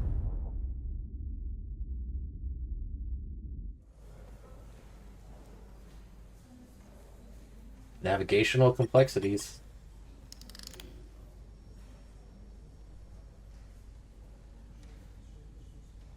Mr. Diaz, I understand you have already discussed the warp drive failure with Ambassador Spock? I have. It is imperative that the Ambassador's shuttle be flight ready. I need you both to ascertain the root cause of the system failures he encountered. I'm surprised, Commander. I thought you would have wanted to work on Ambassador Spock's shuttle yourself. I respect the Ambassador and his many accomplishments, but I do not derive any satisfaction from interacting with his shuttle as if it were somehow transubstantiated through its association with him. Especially when I have the entirety of this starship to concern myself with. The Ambassador asked me to take a look, and I'm ready to crack this thing open. Good. You could learn from Mr. Diaz's focus. I'll take notes. Then I will leave you to it. Make note of any abnormalities in your report. Carry on. One nice thing about Vulcans, Chovok is the only person who didn't look at this and treat me like I was something to pity. I'm Doc sorry, says Nell. I should Makes get you look used to tough. it. Hey, you won't get pity from me. I think it makes you look tough. As tough as you really are, that is. And that makes you sound pretty smart. I might need you to save me from myself next time, though. Come on. Let's get to the bottom of this.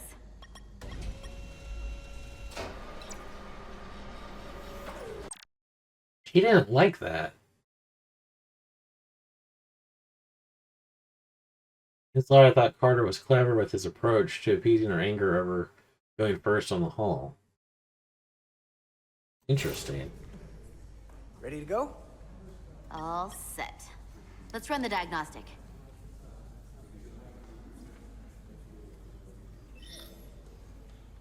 Such a weird control setup. So... I know about your talk with Miranda. You do? She sent me a Priority 1 dispatch right after your conversation. I'm happy for you. Both of you. Thanks. But I'm only going to tell you this once. Don't screw this up. Because I would be very unhappy if you tried this out and then, I don't know, 6 weeks or 6 days later, I have to start splitting holidays between the two of you. All because things went south and you're not on speaking terms. That just isn't gonna work for me. You really don't believe in me, huh? It's not you. Or her. Just running the numbers, and things don't work out more often than they do. I like my friends, and I like our group. I don't want to lose that. Is that thing done? Yeah, it's wrapping up. Let's see. The relays along the primary EPS are blown. I have a feeling that she liked him too, now that we're getting further into this. But friends can try things out if they don't like it. They can still remain friends if they were good friends to begin with. The backup relays are all intact. An EPS overload from the warp drive could cause that. But how did the shuttle end up dead in the water? Huh. Well, maybe the ship's data recorder can tell us something.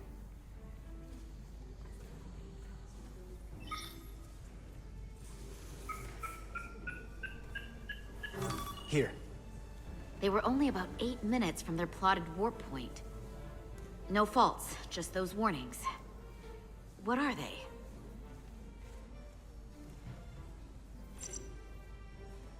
Subspace variance out of tolerance. What does that mean? It means the main navigation array lost sight of space somehow. Will the array going offline cause that? Yes, but it should have also thrown a fault code. Interesting. There was a complete warp cascade failure. Wow. They're lucky the shuttle didn't turn inside out. Makes me think the computer panicked on the warp field equation. The warp field became inverted suddenly. I've seen this happen when the center warp coil cracks. A cracked warp coil throws a fault code. Still, we should take a look. Any one of these failures should have thrown a fault. If it was caused by a system failure. None of this caused the relays to blow. Roll forward to when that happened. Yes, ma'am. So here, they take a moment to get their bearings and they attempt to re-engage the warp drive. There. That's the relays blowing. And look, there's another warp system alert. And I... They're all the same.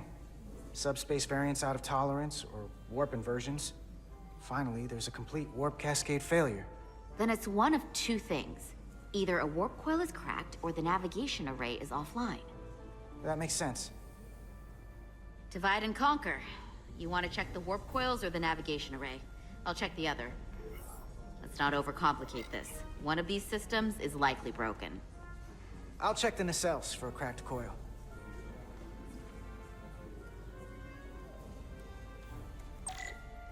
Your tricorder can record and analyze data. Looking through it can reveal the unseen.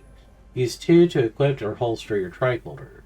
Use left mouse button to scan glowing objects. You must be close to the object to scan them.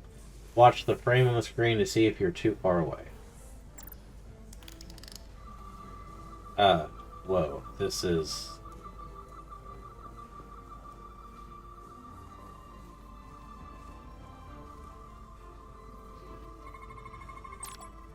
On an object to scan will activate a deep scan.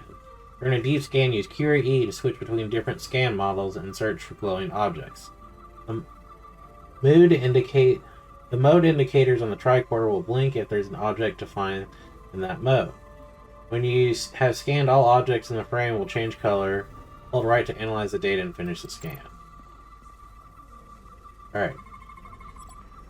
Static field and their standby state warp coils produce residual electromagnetic field and no deviations detected. Can I zoom out a little bit?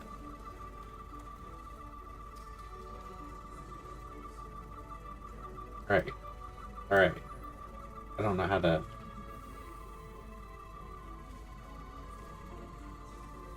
Not letting me holster. I can't.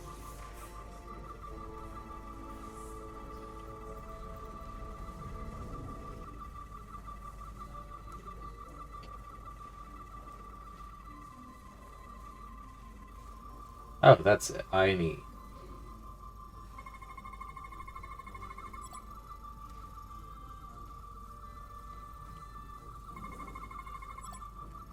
The polyfluoride depositions. The leading coils show evidence of routine maintenance to repair microabrasion from interactions. Okay.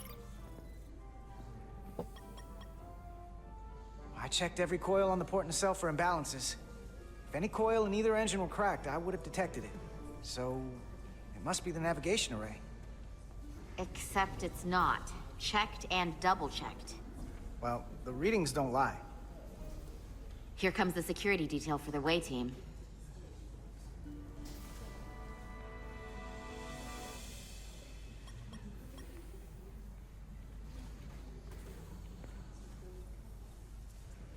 Hey. I'm not here. We're escorting the negotiating team to the surface as soon as they come down from the bridge. I don't want to interrupt some important work. I was just hoping to see you before I go. The captain Always and the time for others you. will be here any minute now. Should be an interesting ride down to the surface.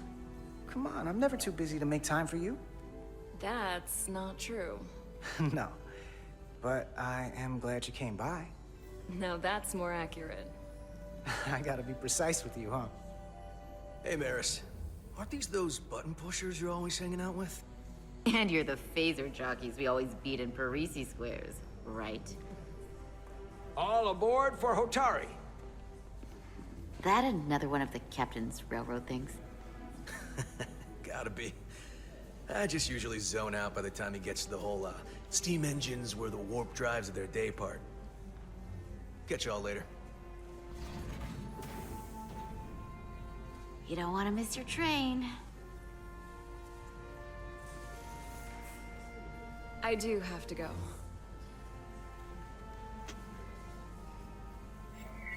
Not gonna lie, I'd rather not leave right now.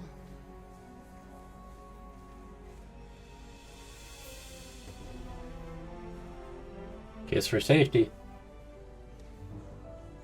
That was nice. Yeah, it was. Save some of that for when I get back. You've got a deal.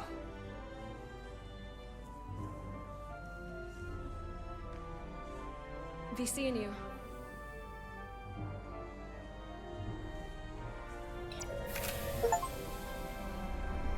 You chose to date Miranda. Etzelarda Diaz. If you could float back down to reality, we still have a ways to go. Tricorder the crap out of that All thing. right, where were we? So, the warp coils in the navigation array are fine, but the nav computer doesn't seem to think so. I'm out of ideas short of field stripping the shuttle from bow to stern. You wanna take this out of the shuttle and throw it on the bench? Oh, real hands-on maintenance. I like it. Okay, the nav computer is patched into the ship. The ship's computer can double-check our work. If the shuttle's nav computer is putting out false data, we'll know it. Let's run through the shuttle's logs again. Running now.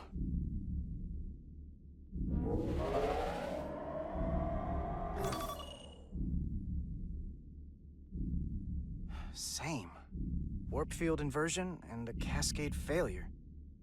However, The Resolute computer doesn't show the same subspace variance. We're in the same conditions that the shuttle was in when it failed. Why wouldn't the ship's computer get a matching result? What if the subspace variance was a momentary occurrence? That's a possibility, and it would explain why the simulation under our current sensor readings failed to reproduce the issue.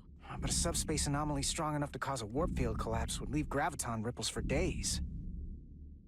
Let's run with the momentary subspace variance theory for now. Roll forward to the shuttle's attempt to re-engage the warp drive. We need the conditions of space around the shuttle at the moment of warp failure. Resuming simulation.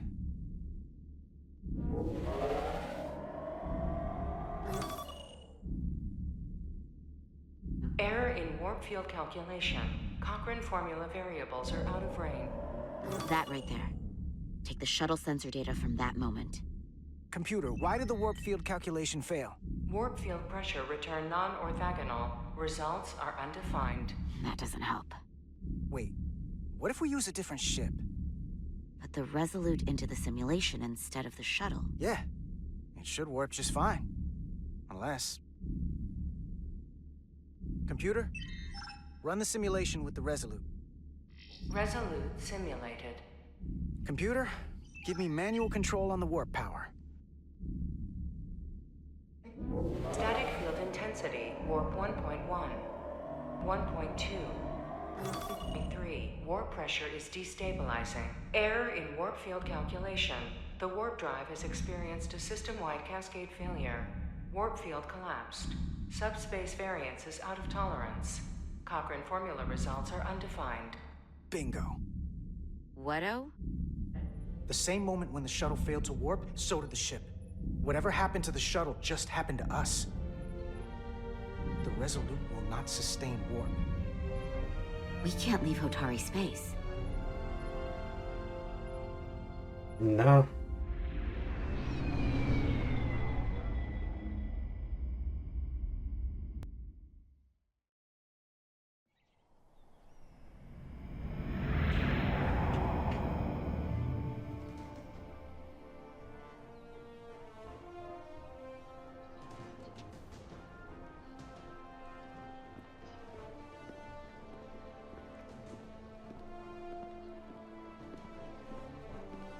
The seat of power. Ambassador Spock, Captain Solano, welcome to Hotari. We are honored you have come. My name is Tylos Altaris, Minister of Diplomatic Affairs. The honor is ours, and this is Commander Jara Rydek, first officer aboard the USS Resolute. You'll find she has a keen mind, and unique insight into the dynamics between the Hotari and the Illydians.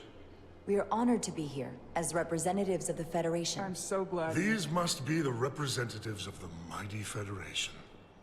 The reigning authority in the galaxy. Or so we've been led to believe. Whether that's true or not remains to be seen. But, either way, we're grateful you've made the time to come to our little corner of the universe. And you are? This is Galvin, and this is Citron, the heroes of the revolt in the mines.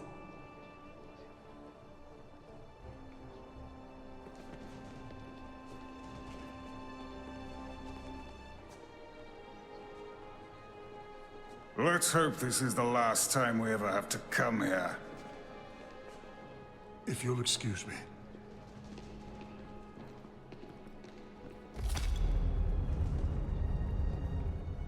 I think we're about to begin.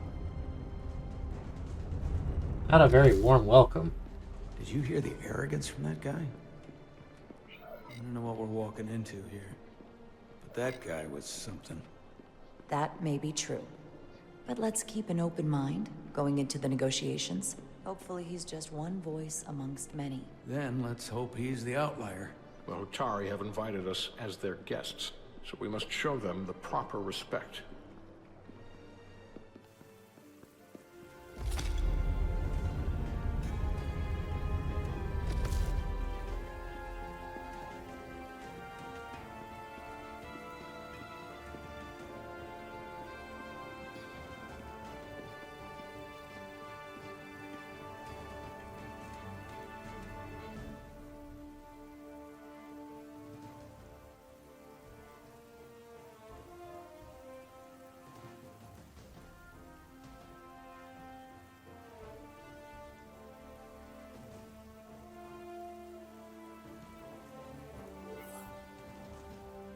Deference.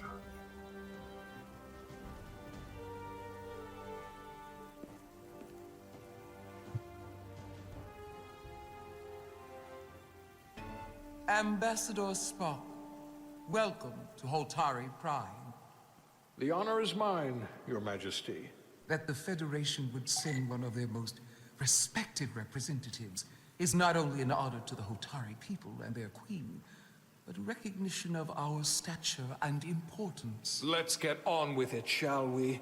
With all due respect to the Federation and their ambassador, they have no authority here. We are not members of their alliance. We are not subject to their rule, nor yours. We demand the immediate return of all mining operations to Elydian control, as it has been for centuries and will be for centuries more. That has always been our understanding. That understanding has changed. Then you invite war! And if you cannot remain silent, you will be silenced. But his point is well taken. What is the Federation's interest in this matter? Perhaps you would have us trade one oppressor for another? The Federation remains neutral. Our only interest is the peaceful resolution of this conflict. We are here at your request, Your Majesty. For now. I'm trying to keep an open mind here, but it's not easy. I thought She's they tough. wanted We're not us liked. here. Was there something you wanted to say, Captain? Oh, no. My apologies. And what about the Kobliad? She's not She can speak for herself, can't she? Then let her. Women have the right to speak their own mind just as much as men. I hate when they put them down for that. I'm glad that she said that.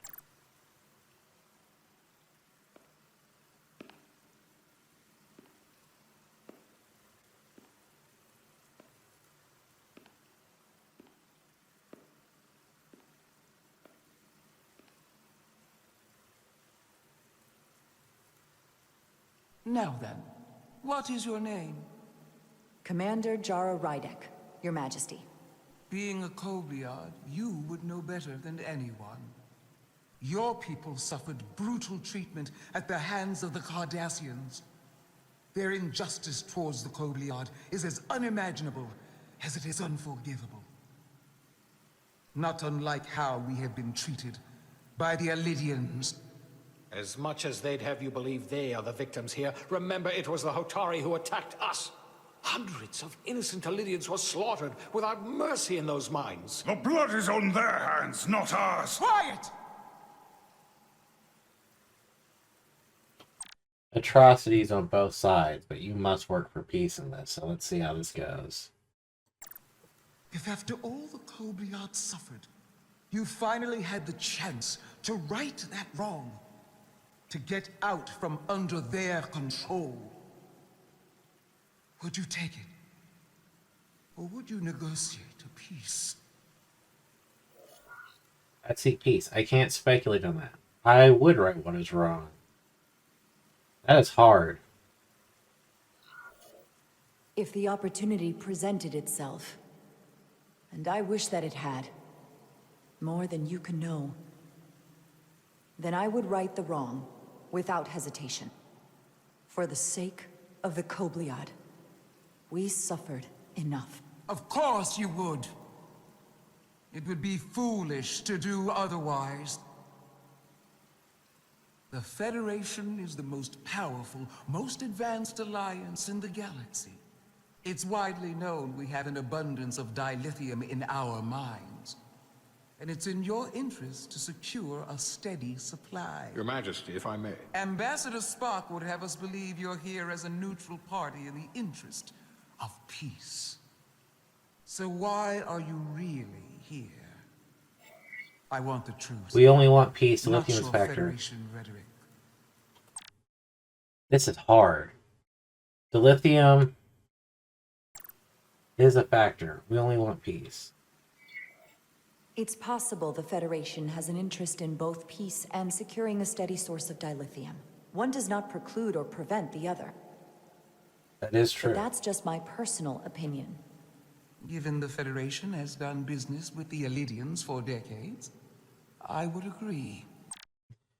That really just pissed them off. Fury over having orders defied and compounded by Jar's continuous rebellious attitude and stubborn opposition to his leadership, leaving him question what's the first officer. Yeah, I saw that. He was pissed. The support and her direct sphincters. Yeah. It's entirely possible, if not highly likely. What they haven't said, but cannot deny, is a simple truth. The dilithium trade would not and will no longer exist without a Lydian involvement. We created it for the benefit of everyone, especially the Hotari. We've given them warp technology. We've let them share in the profits. We've made their lives infinitely better than before dilithium was discovered. All of that goes away if the Federation turns a blind eye to their treachery. That is enough of your lies! The Hotari are quite capable of running the mines. We've done so for centuries. So tell me, who deserves control of the dilithium trade and the mines on Tau? Who should the Federation recognize? The Hotari or the Elidians? Can only be one or the other, not both. This is a hard choice, because truly, we need to find more information out from both ends. We don't know what kind of subjugation the Elidians have done to the Hotari, and what the Hotari have done to the Elidians should not just be blinked away. There really should be more discourse on this before making a decision. If we have to make a decision right now, I lean more towards the Hotari. I think Spock would lean towards the... I think he'd actually be more neutral, if not more towards the Elidians. Centauro or Solana would definitely be Elidians. If I have to choose only one, then it would have to be the Hotari. Well said! How could the just and wise Federation make any other choice? This is an outrage. The Federation has lost all credibility. The mines are ours. Lydia will not be deterred. We will take back our mines by any means necessary. Then you will see more blood spilled. I am more than willing to address your concerns, Your Majesty. Yours as well, Representative. But I suggest we could have a more productive conversation with a smaller group. Perhaps only the most essential representatives.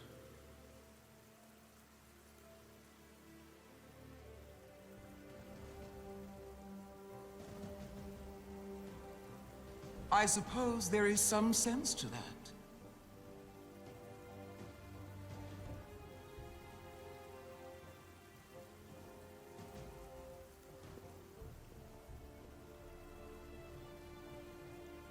I hope we meet again, Jara Ryder.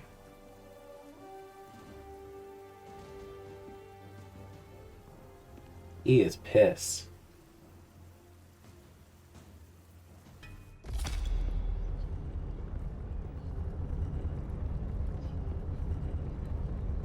Spock and I will cover everything on the diplomatic front.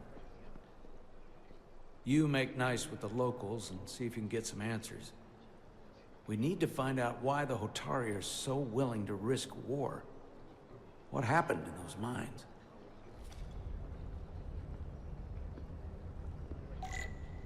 Speak with members of each faction. The captain and ambassador have it handled. I've got my own mission. Talk to either of you. I think we should have spoke to some of the people before we went in. Soothing. There's definitely more to the story. Commander, I'm glad you've chosen to side with the Hotari.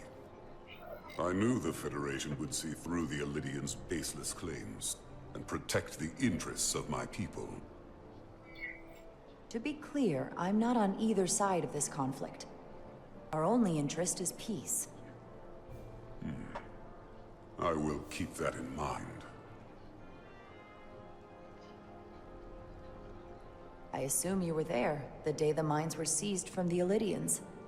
Not seized. Reclaimed. And restored to their rightful owners. Yes, I was there. We had to be decisive. Before the Illidians could even realize their worst nightmare was upon them. Did you have help from someone else? Hotari stands alone against the Illidian forces. We don't need help from anyone. They respect one thing above all else, and that is force. The greater the force, the more certain the outcome. Any talk of making peace is just that, and worth little without the strength to secure it. Which makes me wonder about your ship, the Resolute. Undoubtedly the Federation's finest warship. Ready to contend with anything the Illidians might have in store. Resolute can hold Or is its that own. not It's the true? sign. Maybe I've misjudged it. It wasn't designed as a warship. More for scientific research and exploration. But the Federation must have ships designed for war. Technically, they're Starfleet ships representing the Federation. But yes. I see. Sidron. A pleasure meeting you, Commander. I'm sure we'll cross paths again.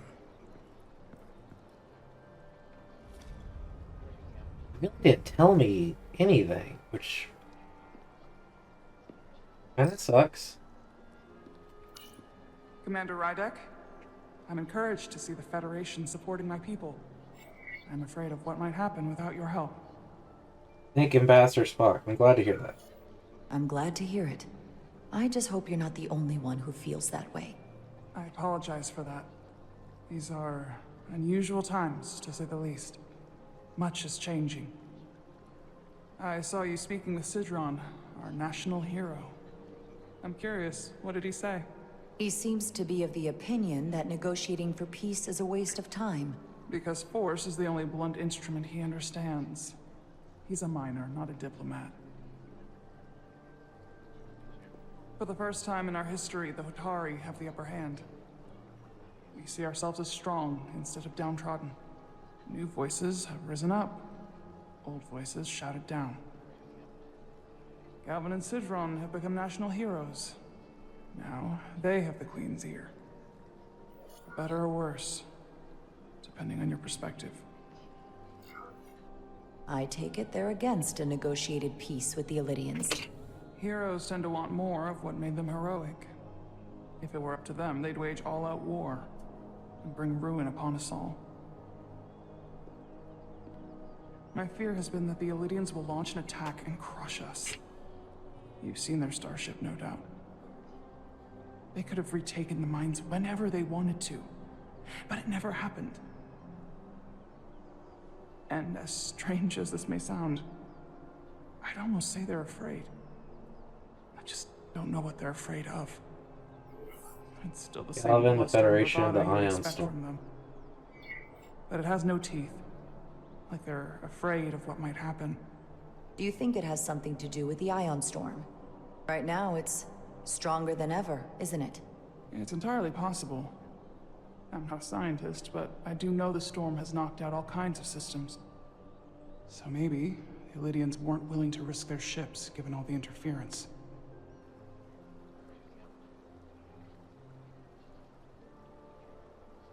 Since the day of the revolt, Galvin has seized control of the mines and restricted all access.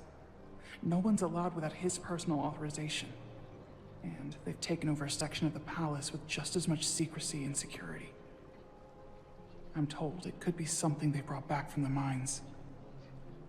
I've made inquiries, but everyone pretends it doesn't exist. Why do they do that? Are you sure of I this? strongly suspect they're hiding something. What do you think it is? I've heard rumors it's some sort of ancient artifact, but I haven't seen it myself. How can we know?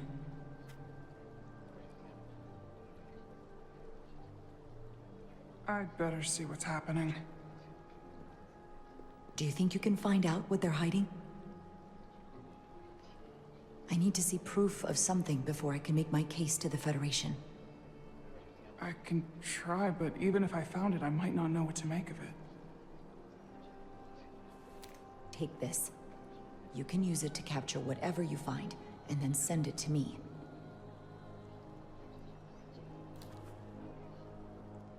Thank you. I will let you know what I find. And I look forward to our meeting again.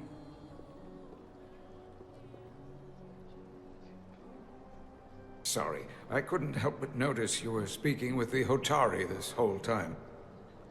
I figured in the interest of fairness, I should offer another perspective. Of course.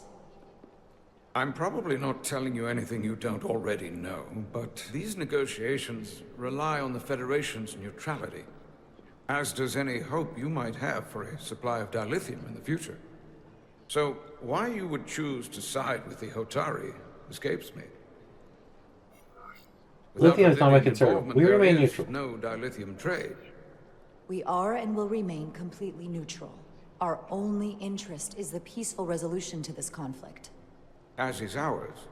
Of course, the question is, at what price? Major Sarlet Arminta, Special Attaché, Illidian Armed Forces. Pleasure to meet you, Commander. I have my issues with the Hotari, but I have to give them some credit. They know how to seize an opportunity. Inciting an uprising the same day as a massive once-in-a-lifetime ion storm. Our assumption was that this storm was just an anomaly. Yes, a very convenient anomaly. At least that was what we were told. Of You course, sound skeptical. I wasn't there. But who am I to say otherwise? You sound skeptical. Well, the official story is that it was the storm that enabled the revolt. How else do a bunch of unarmed, unorganized miners seize control of an entire moon, much less thousands of mines?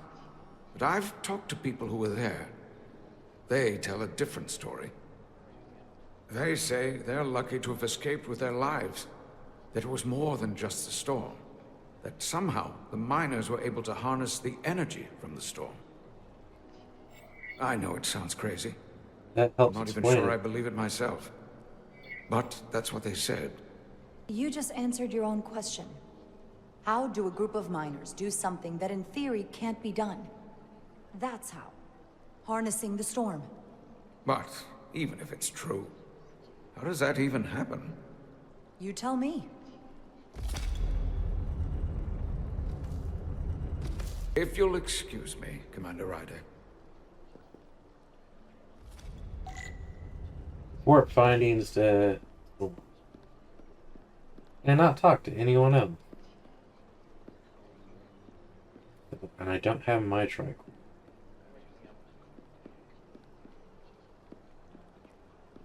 Alright. No, you gotta run.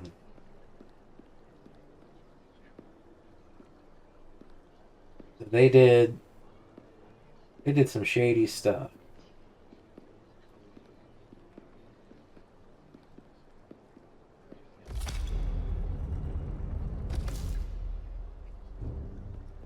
Well, that was a disaster. What happened?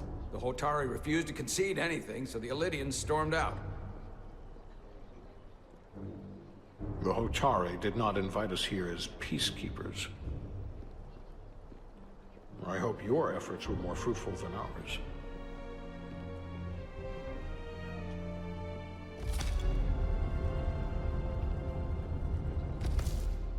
Yes, they were. We're not sharing that information. Gravitational harmonics failing to resolve. Warp bubble stability degrading. Increase output to maximum. Increasing warp output to maximum. It's happening again.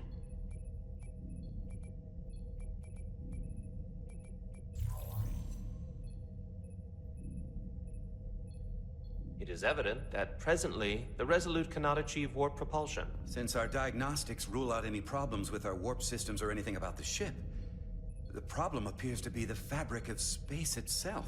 Space itself? You're saying something about this region of space prevents warp travel? Prevents it, or can't sustain it. However improbable, that appears to be the case. The storm didn't stop us from leaving space dock and traveling here. But could it still be causing this interference with warp travel? We must follow sound investigatory principles. Do not let an assumed conclusion drive your analysis. Sometimes we need a little inspired thinking, Mr. Chovak. Captain Solano is on his way back from the negotiations, and I want to have some answers for him when he gets here. Indeed.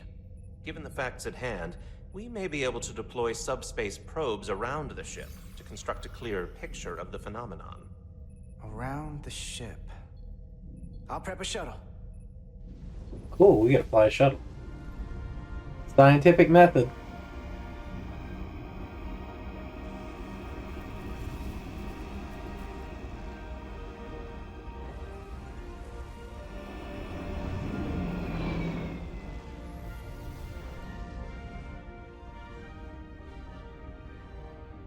I'm setting up a waypoint at a distance roughly corresponding to the edge of our warp field. When we get there, I'll deploy the first probe. Deploy the shuttle, complete the objective. W, D, or Q and E to ascend, descend. Alright, that's gonna be interesting.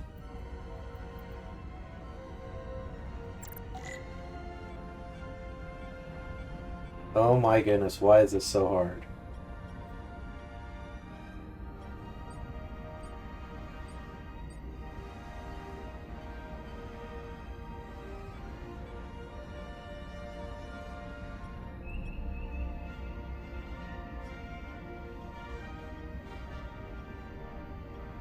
Commander Westbrook, the Resolute systems are calibrated to receive the probe's readings. We are standing by to reproduce the warp field collapse after the first probe is deployed. Thank you, Mr. Chovak. We'll be in position shortly. And, Mr. Diaz, do take care in piloting the shuttlecraft. Now is not the time to indulge in the human penchant for joyriding. Why would you assume that I want to Chovak joyride? probably isn't such a fun guy to work for, huh? He doesn't like each other, it's not so bad. Nah, Lieutenant Commander Chovak's not so bad. You know, once you get used to him. And, I've learned a lot working under him. Don't ever talk down about I'm your going to superior. have to work harder to be a political animal like you. With this new first officer coming aboard.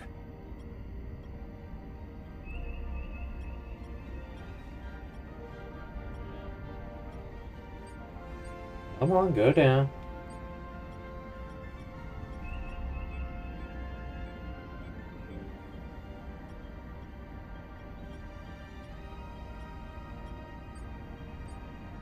This is far enough.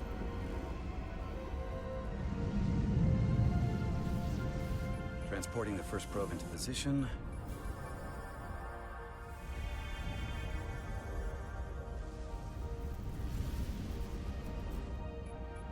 Westbrook here. The first probe is deployed. Understood. We are reading it. We are about to replay the simulation.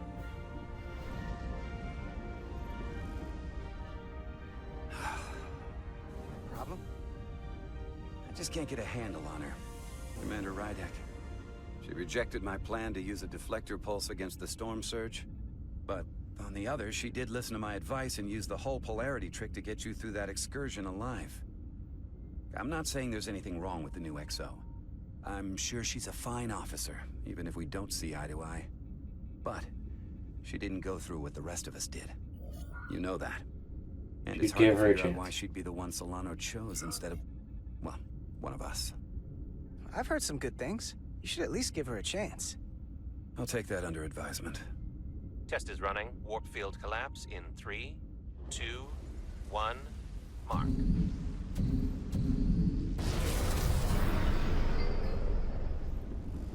Whoa.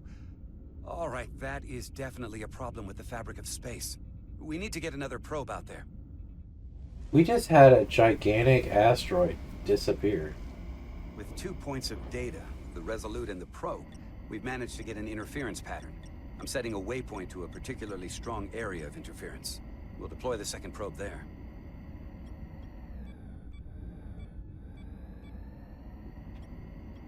Listen, I'm gonna give you a piece of advice I wish someone had given me. Make sure you're never just one thing. And don't get so focused on what's in front of your face that you lose sight of the big picture. Before Rydek showed up, the captain pulled me into his ready room and told me he didn't think I had the people skills to be first officer. You are a people person. It sounds like politics. Thanks for the advice. I mean, if he'd said that about Chovak, sure. I appreciate the advice, Commander. I'll make sure I keep my options open. I don't need to tell you how to operate. You're already well on your way. You're a capable engineer. You're good in the field. Keep up the good work, and who knows? A solid jack of all departments like you could be Commander-in-Chief of Starfleet one day. Hell, Admiral Jellicoe started as a shuttle pilot.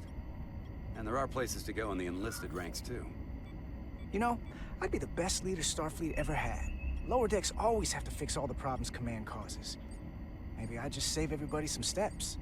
Well, don't forget about us little people when you're running things. Of course not. You gotta remember where you came from. That is true.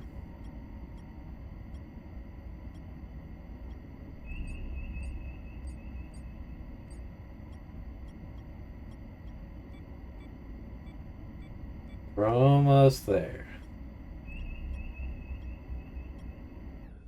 Here. This is close enough. Stop the engines. Deploying the probe. Westbrook to Commander Chovak. We're ready for another sampling of data. Very good. Running the simulation again. Warp field collapse in 3, 2, 1. Mark. There it is again. I saw it. It seems to be directional. Well, what about the scans? Anything?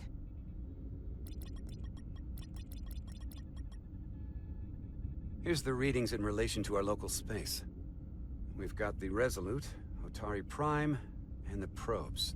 All this interference is overloading the sensor buffers. We're gonna have to triangulate the sensors manually. I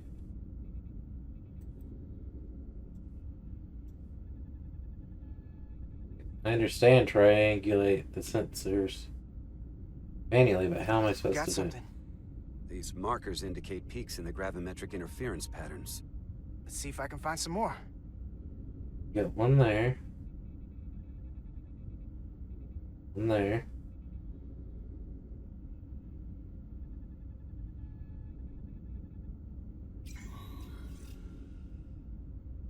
Hold up. This is coming from the moon. A beam that blocks warp travel. Aimed right at us. Someone is doing this intentionally. I don't know how they're This is doing an attack. We need to fight back. This is like nothing I've ever seen. Why would they be doing this? We came here to help these people. And now we're getting hit by some warp-killing weapon? Now, look here. It's current readings of the ion storm. These concentrations. They line up with the interference pattern. The storm and this beam, they're coming from the same place. Carter, whatever petty local conflict brought us here, it's just a small part of something much bigger.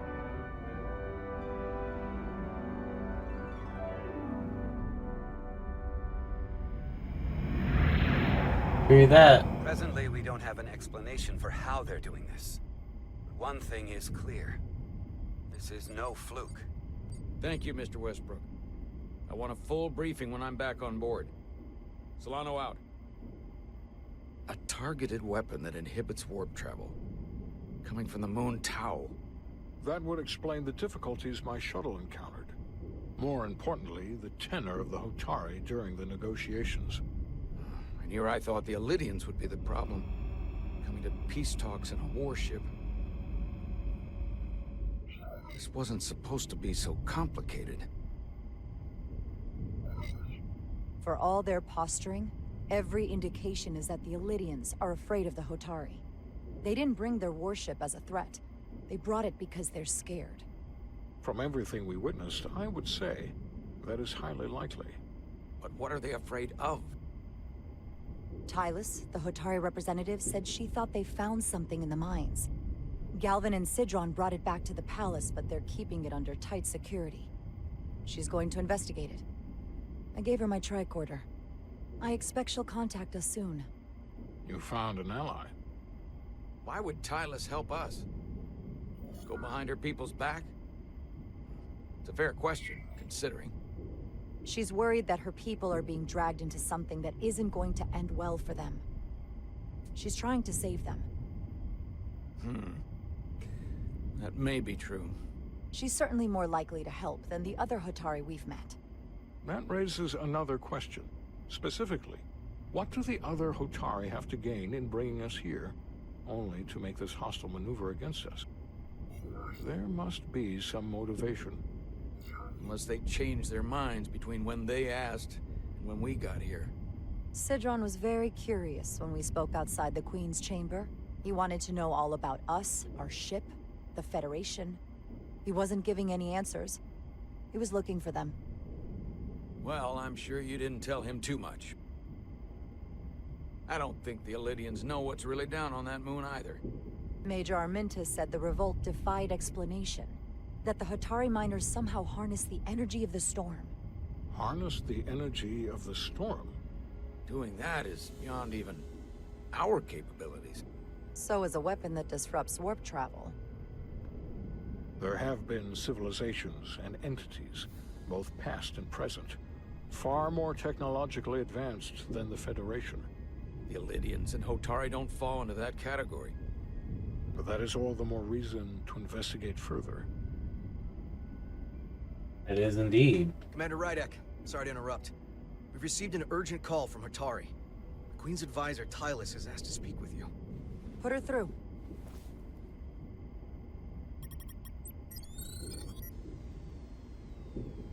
Galvin and Sidron are still with the Queen. I've enlisted help to gain access to the room they have under guard. I don't have much time. I'm not supposed to leave my post. It's only for a moment. I so appreciate your help.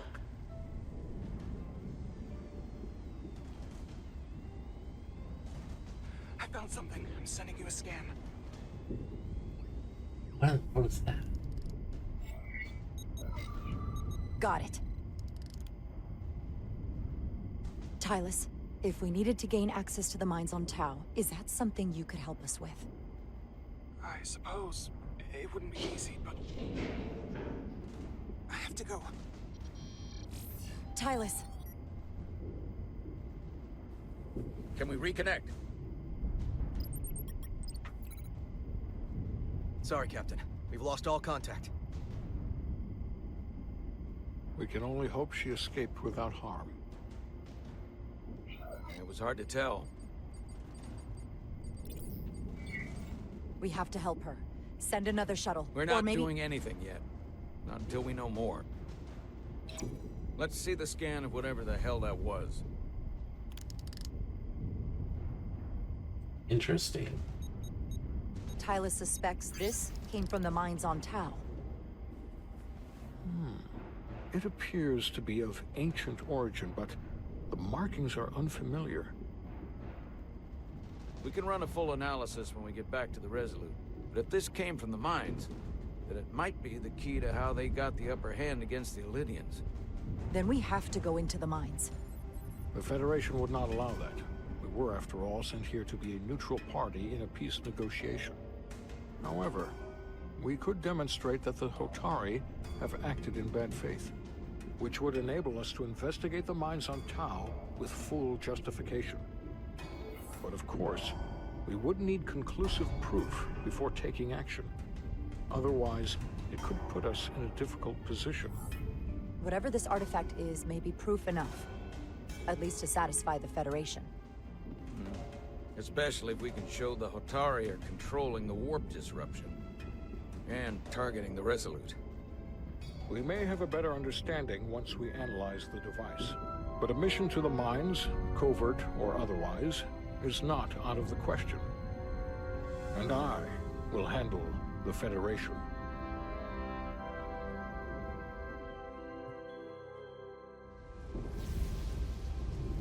As I was telling Carter, I want all the data I can get on this warp problem. And the negotiating team's shuttle has been recording data all the way back from Hotari. Containment protocol. Even better than our probes. So pull the sensor and engine ISOs from the Melville when it sets down. Will do. I'll join you and Chovok down in engineering to run another analysis after the briefing.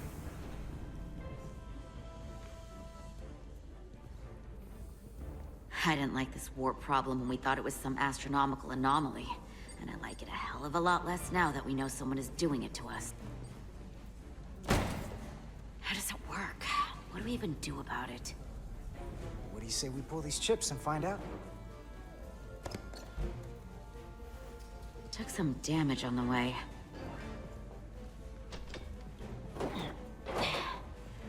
That ionic interference scored the hull plating. Might be some micro welds. Let's try pulling together.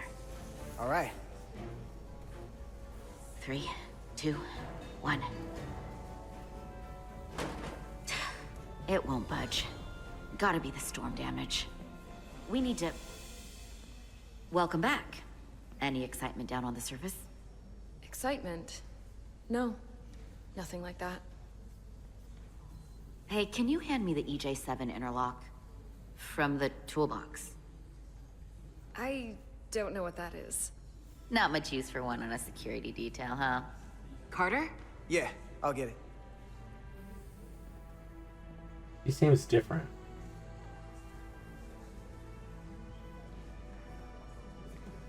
Why is the sensitivity way down again?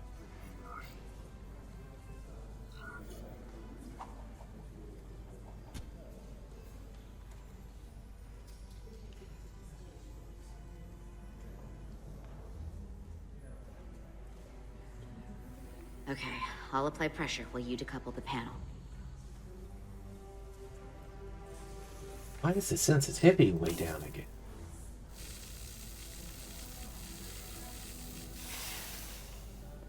Here, I'll help.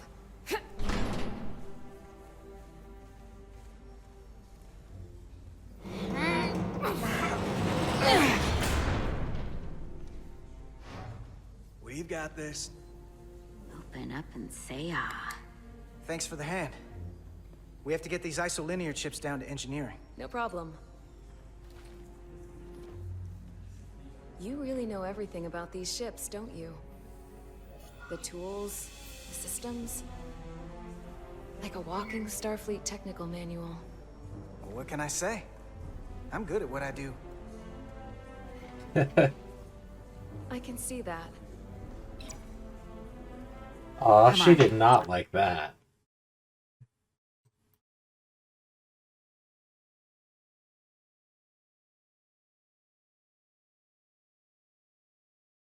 Don't be going towards cocky. Start pulling chips.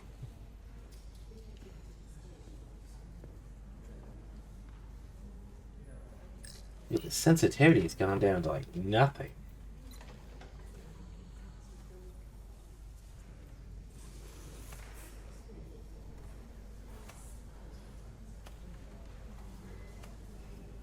I don't have to remember what was or what.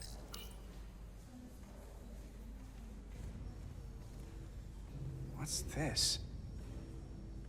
Some kind of crystal formation? Oh my goodness, now the sensitivity is insane.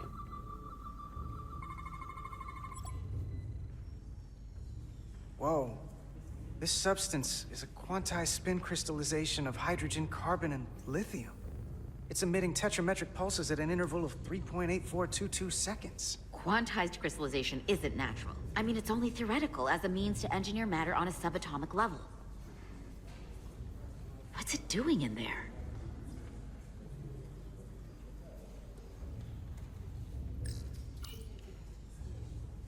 Is that something you should touch with your hand? Regulation 364, subsection 9.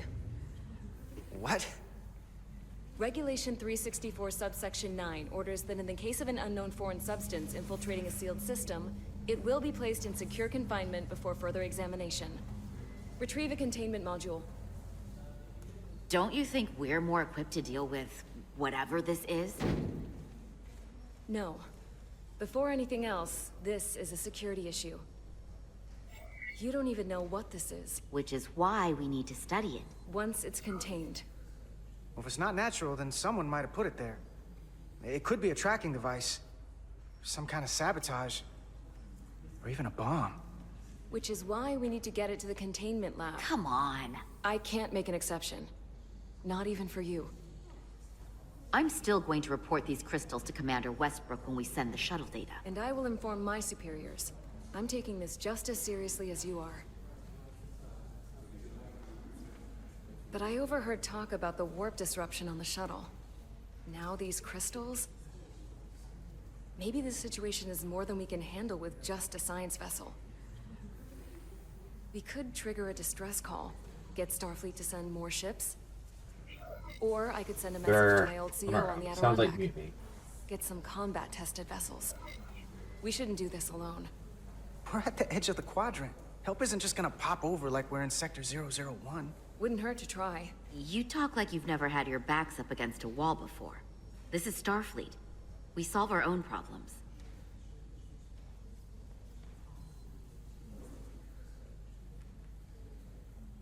Okay, stand back.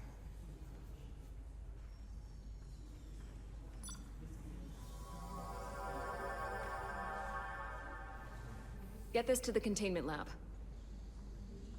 We'll get it set up for you. I'll let you know when it's safely confined. Oh, we'll be there. Last thing you want is to study this down in main engineering and have it explode next to the warp core.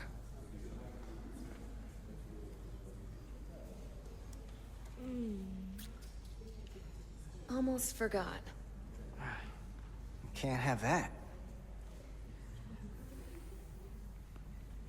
For a second, I thought she'd gone cold on you. I mean, she was Like she might perfectly have right. changed her mind.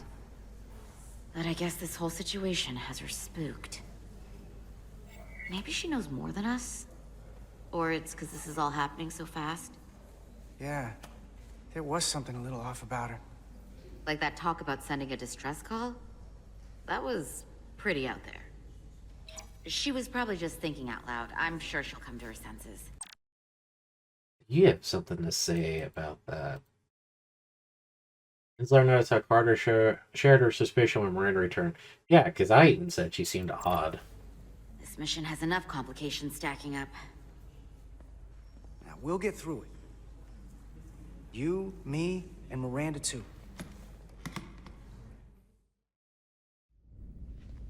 Symbols and legends. Commander Rydek was able to work behind the scenes during the negotiations and made contact with a representative from the Hotari delegation named Tylus. She mentioned an unusual artifact of unknown origin being held under tight security within the Hotari Palace, which she believes came from the mines on Tau. Now, this artifact might have a connection to the revolt, to the storm, and to the warp disruption we now know has been targeted at the Resolute. Commander Rydek, if you want to take it from here. Of course. Tylus managed to infiltrate the heavily guarded location within the palace and sent us these scans using my tricorder. It appears to be some sort of control panel, possibly connected to the warp disruption weapon originating on Tau.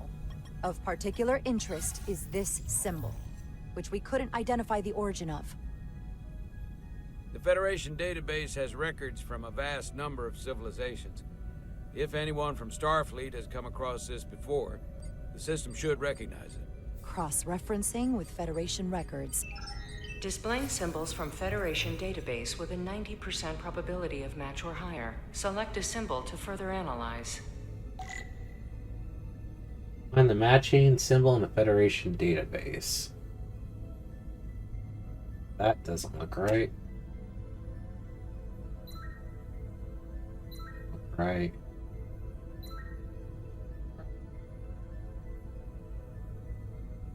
No. No. No.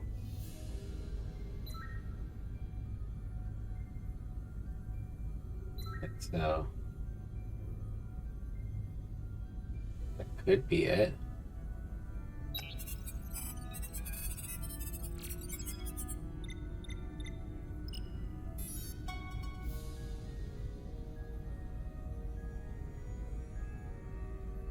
99.2% match.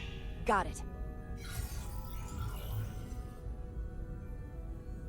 The TKON Empire? So, what are we looking at?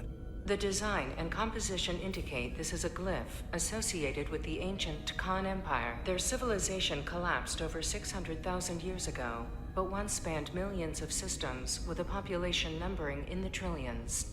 Fascinating. The TKON were once the most advanced, most powerful civilization in the galaxy. Is it possible the Hotari found TKON technology? I wonder if they even know what they have. Our I've heard of knowledge the TKON. is limited. They I have know only how to encountered use it. We don't passive even know what it references to is. I can't speculate about how much they know, but one thing's for sure. They know how to use it. Indeed. Which might explain how they seized control of the mines. And targeted us with a weapon that prevents warp travel. Computer, what is the last recorded discovery of other TKON artifacts? On stardate 41386.4, the USS Enterprise D, under the command of Captain Jean-Luc Picard, discovered a TKON outpost in the Delphi Ardu system. According to the mission summary, an unbreakable energy-draining field was deployed against the Enterprise and a Ferengi ship. The Enterprise was only able to escape after negotiating their release with an entity known as Portal 6-3, Guardian of the TKON Empire. Unbreakable energy draining field. It starts to make sense. What else is there? There's a lot here. Let's take it piece by piece. Select the aspect you wish to learn more about. Well, first, let's Portal Someone from 6-3. the TKON Empire is actually still around. Or at least was, 16 years ago. Computer, what other information do you have on Portal 6-3, Guardian of the TKON Empire? The entity known as Portal 6-3 is of an unknown nature. A biped humanoid, he was unaware that the TKON Empire no longer existed at the time of the encounter. He was able to control the crystal-based technology of the TKON outpost through apparent telepathic means. It was by his choice that the Enterprise was released from the energy draining field after Commander WilliamTRiker of the Away Team argued on behalf of both Starfleet and the Ferengi. Telepathic control of their technology. As I have said, they were the most advanced civilization in the galaxy. Interesting. The technology to capture and hold the Federation flagship would have to be unbelievably powerful. Computer, what else can you tell us about the energy-draining field the TKON used? The Enterprise D was unable to break free on its own. The precise nature of the technology was never fully understood. Only that the crystalline technology used was beyond the comprehension of then-current Starfleet science. The engineering team found a quantized spin crystal formation in the shuttle you took to Hotari. They registered tetrametric radiation coming from it. We have TKON technology on board right now? We might. I'll run a full analysis in the containment lab. Very interesting. There appears to be some sort of restriction order from Starfleet. Computer, explain this restriction. A Starfleet directive similar to General Order 7 forbids entering the Delphi Ardu system or attempting to make contact with Portal 6-3. Starfleet doesn't throw up a no trespassing sign for just anybody. I suppose it makes sense considering what happened to the Enterprise D. What sort of planet is Delphi Ardu 4? Delphi Ardu 4 is an M-class planet, a barren rocky world with little to no vegetation and frequent ion storms. The giant crystals that grow there absorb energy, but it is not understood how they do so. The entire Delphi Ardu system, consisting of 11 planets, was considered completely uninhabited until the encounter with Portal 6-3. Frequent ion storms. That can't just be a coincidence. The Elydians should have crushed the revolt. But if the Hotari have TKON technology and can control it, I see why they're willing to negotiate peace. For all we know, We need to get to those mines. Let's not let on what we know. something greater than we can imagine. We probably have a big advantage. We do have a big advantage, but we need to get to those mines. There's only one way to find out.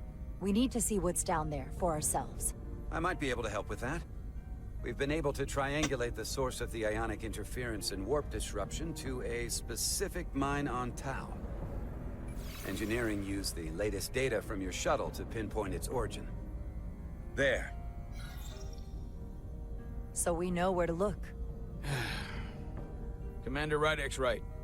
We need to know what's down there, what the Hotari are hiding, to better understand what we're up against, and to neutralize it if we can. Captain, embarking on a mission to the Hotari moon would not be viewed favorably by either side. However, given the circumstances, we are entirely within our rights to defend ourselves. I just want to make sure this doesn't blow up in our faces. Which is why I'm thinking of sending Commander Rydek on a covert mission to Tau. Assuming you're up to the task. It would require absolute secrecy. Sounds dangerous. I'll assemble and await you.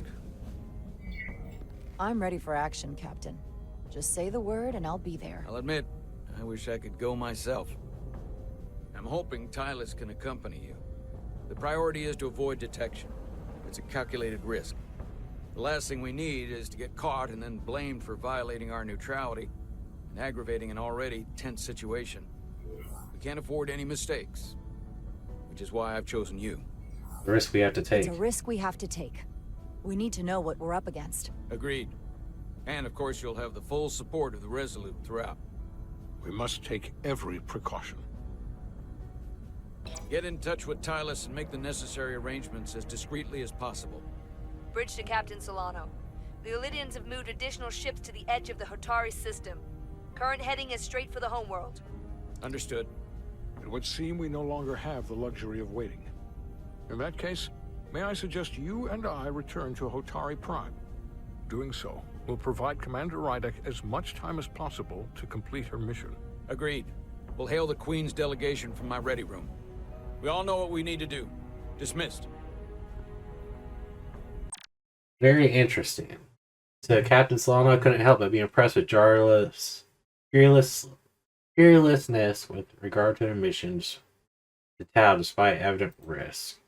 Lieutenant Bergen was awestruck by her fearlessness. Spock thinks he did well under pressure. So we're doing good with her.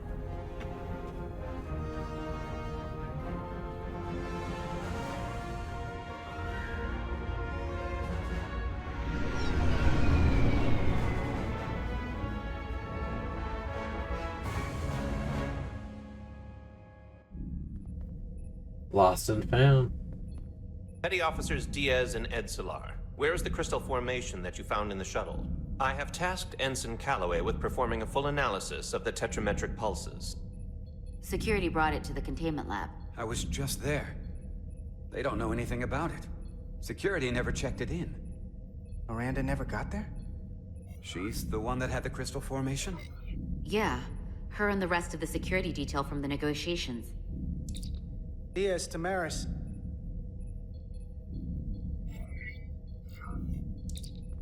Carter Diaz to Miranda Maris.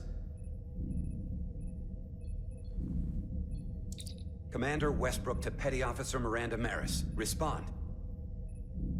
Something's not right. She's still on the ship. She has to be.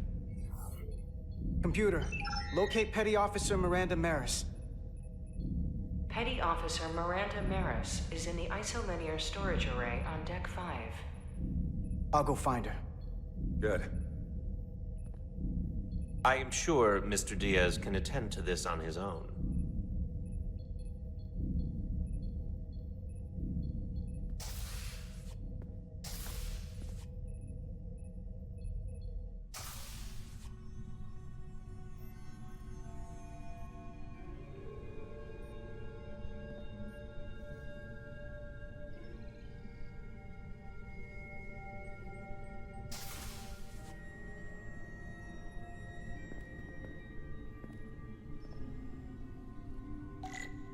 The faint green glow is kind of sketchy.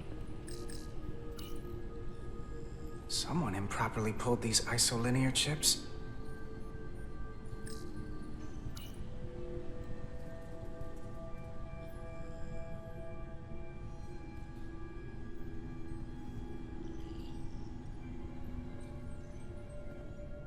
You've already seen enough to call for backup.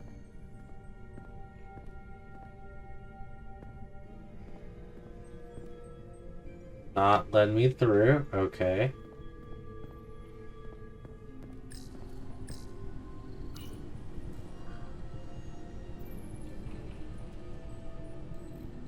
Who did this?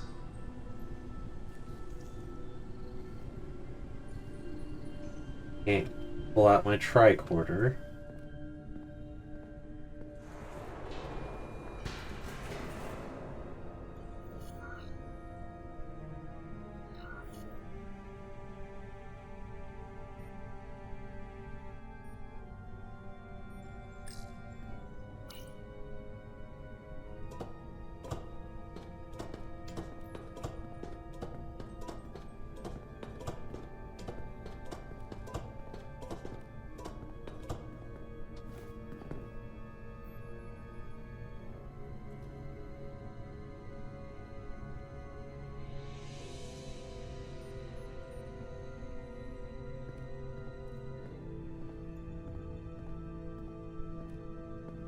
This feels super shady.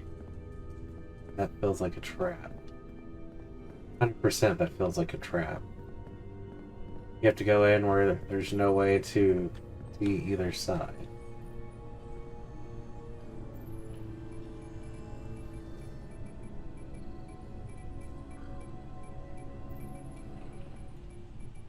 What the?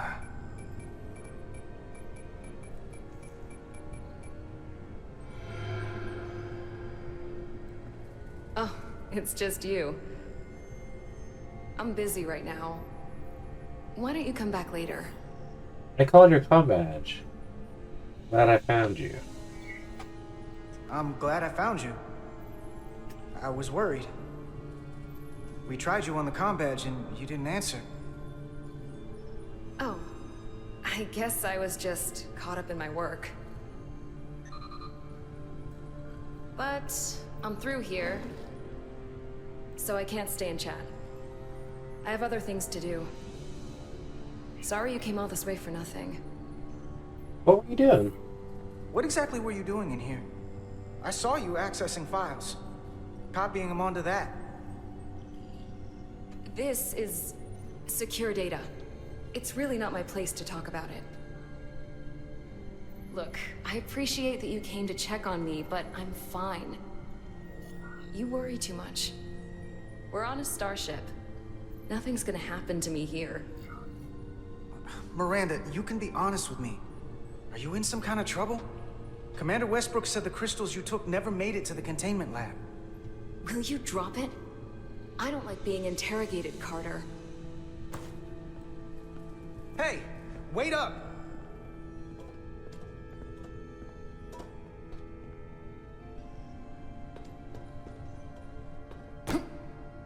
I'm getting some very mixed signals from you right now. I'm sorry. I'm under a lot of stress right now.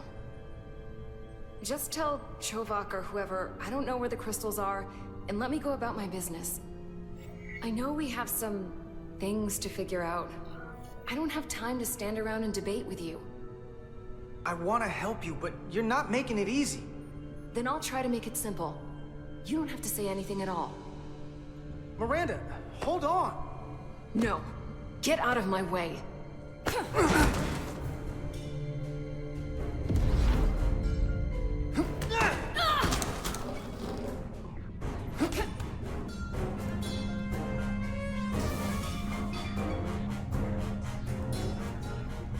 So I see you found each other.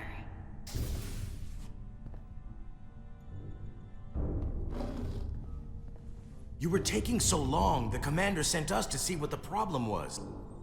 Diaz, you were sent here with specific orders, and fighting your crewmate wasn't one of them. What the hell is going on here? Let's just let them explain. I'd like to hear that. That's Miranda. Something's because wrong I with know her. what it looks like. There's something seriously wrong with her. She's not herself, I'm telling you. What does that mean? It doesn't mean anything. Well, for one, she was copying data onto this. This drive is unauthorized. There are ISOs all over the floor. And that's why I was in here, investigating this situation. And when Carter came looking for me, we got our wires crossed. Where are the It crystals? wasn't anything more than that.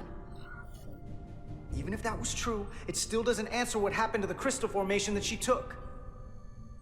And she isn't helping. I can't tell you what I don't know. I brought them where they belonged, and that's where I left them.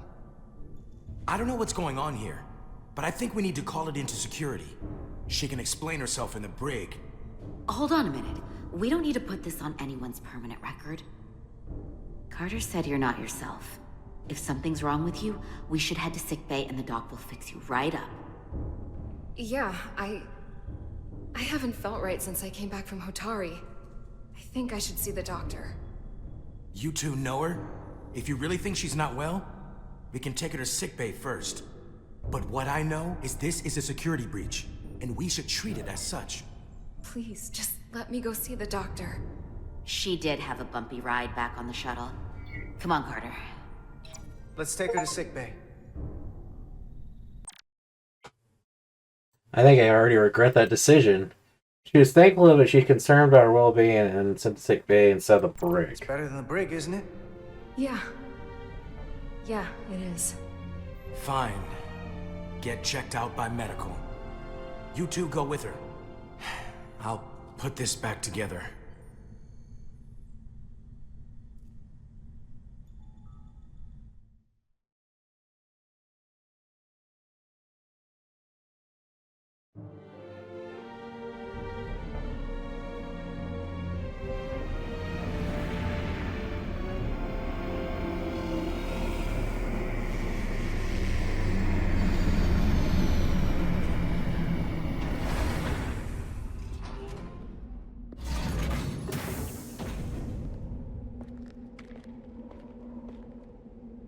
What lies beneath?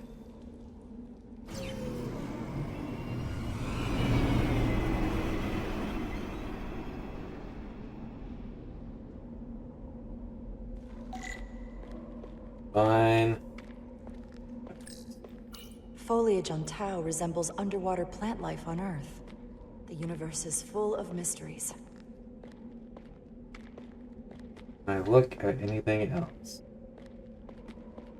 Not really.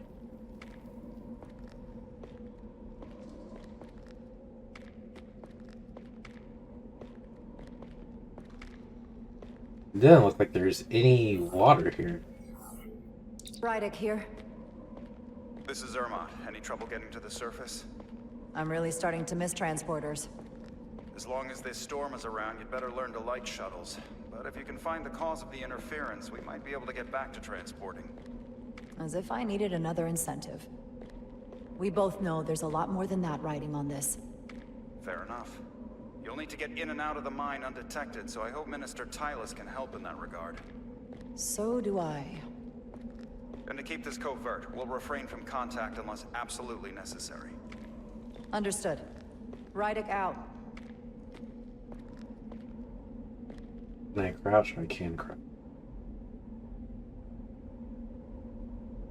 Make a little less noise.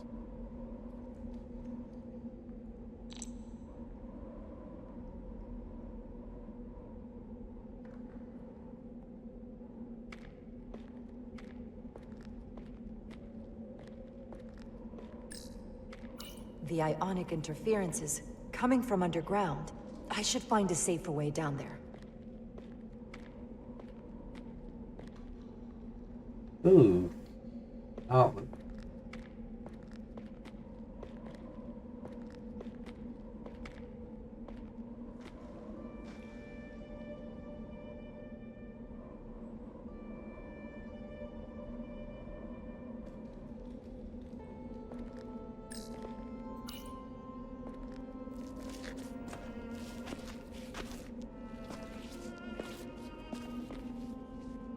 Surprised you're not taking at least one more Starfleet member with you.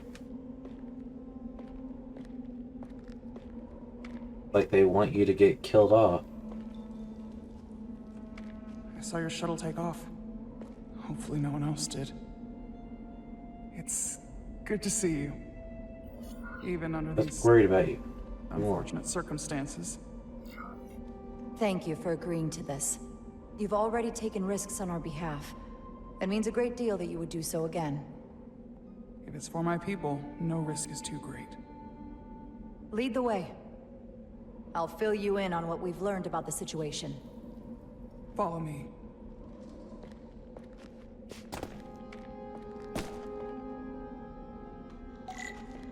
The device Galvin and Sidron brought back from the mines is being used to control some sort of warp disruption weapon that has the Resolute trapped in Hotari space. According to our readings, the power source for that device is on this moon, at the specific coordinates I sent you. That sounds impossible. But explains the rumors of the Hotari controlling the ionic storm. We strongly suspect the device was created by an ancient empire known as the TKON. The TKON? Once the most powerful civilization in the galaxy, but they've been gone for over 600,000 years. It's hard to believe there's something like that on Tau. Which is why I need proof. If we find hard evidence that Galvin and his allies are hiding dangerous TKON technology, I can convince the Federation to let us intervene. Understood. We're almost there. It's dangerous though, because are they going to allow you to communicate to Starfleet and send that information?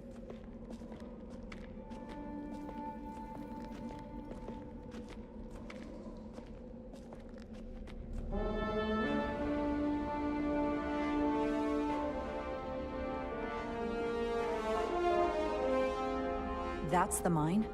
Prospect 614 North, Subdivision 20. It's enormous. Just one of the thousands across Tau. The pride of Hotari.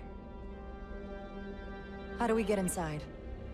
The structure that circles the mine has entry points for transporting equipment into the lower levels. They're guarded, but nothing I can't get past using my authority. Well, that's good to hear. As long as you can avoid being seen, I should be able to talk my way past any miner. And provide a little distraction for you in the process. How do I avoid being seen? You don't use the door.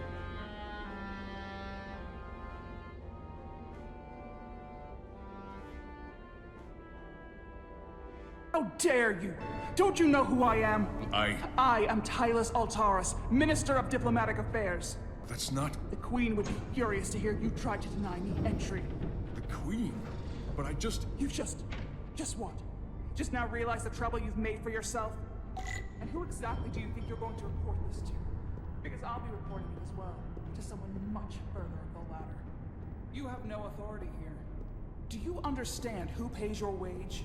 I can inform the Queen directly of this incident. There's no... You'll regret everything you've said. Not going that way. The door is the second I appear before you. That's not the protocol. I didn't... Force field. Looks like it was installed recently. No safe way around it. I can't believe this. Does your brain function? Do you speak our tongue? I have orders. How could a fellow Hotari not understand this? Huh. Okay. Let's get a look inside you. Escort me to the maintenance bay. I told you I can't just... Now! But fine. A wise choice. Trying to scan. Be quick.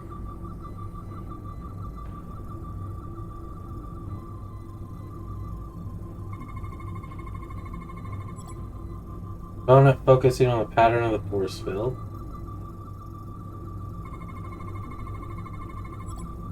Signal receiver controls field activation.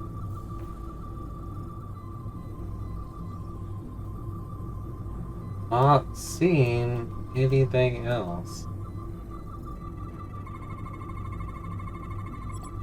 Prevent solid matter from passing through.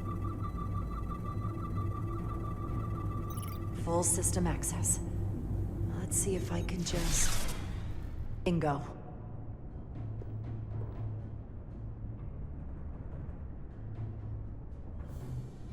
I should honestly turn that back on.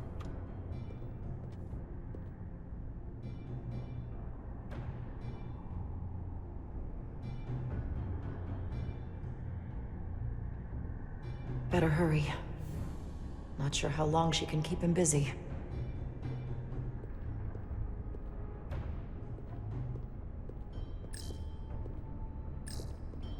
Examine service. Might be rigged to only open for registered users. No control panel here. I should take a look with my tricorder.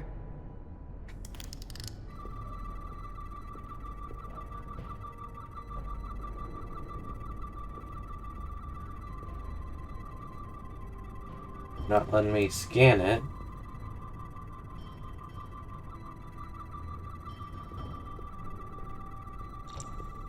Can't crouch and read a tricorder while equipped.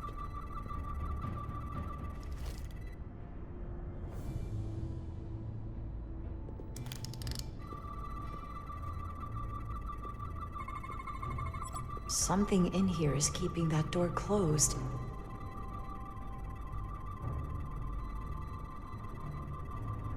Go up to the next. Data storage contains records of personnel with ID security to the facility. DNA processors. DNA scans those who attempt to enter the door. Does not store records used only to trigger for activation. Power regulation prevents solid matter from passing through. Got it. Should remove the security check on the door.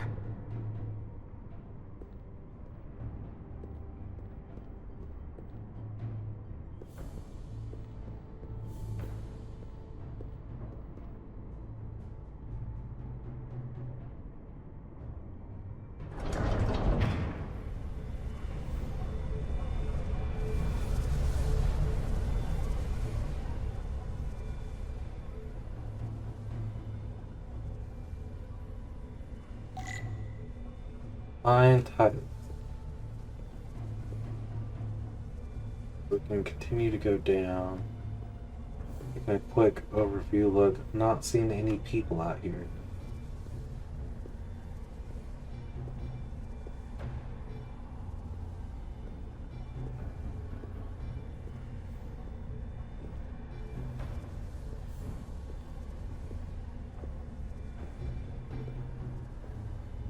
Which is good.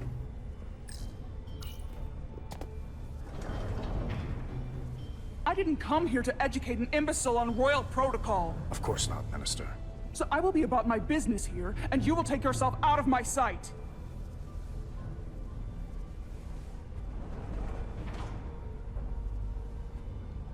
There you are. You really let that guy have it. It worked, didn't it? I'm used to having to impressed. throw my Seem weight cool. around. A little Hard to afraid. get anyone to listen to you otherwise. I'm impressed. I didn't know you had it in you. There's a lot you don't know about me. Underestimate me at your peril. The catwalks were booby-trapped. Galvin and Sidron have gone to great lengths to keep out the uninvited. Well, we're inside. Where do you want to start? The ionic interference is coming from below us. We need to go deeper. That lift goes down, at least to the changeover station. But we can't use it without DNA authorization from one of the guards. I have an idea, but we need a few samples of DNA from the miners who work here. Samples? Fingerprints, sweat, blood. Which will trick the machine and get us control of the lift. That's the theory.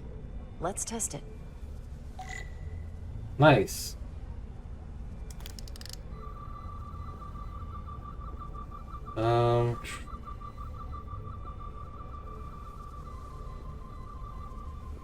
Not seeing anything right off the bat.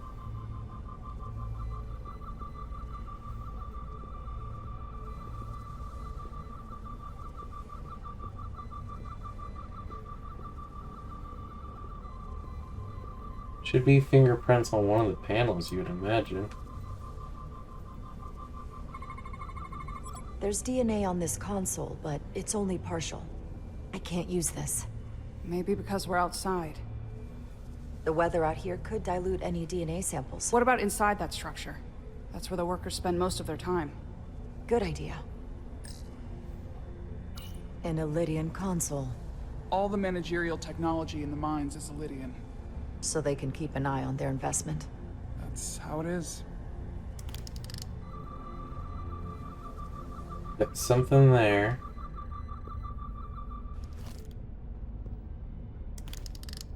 Wow, that is a lot of DNA. I should look for the most concentrated spots.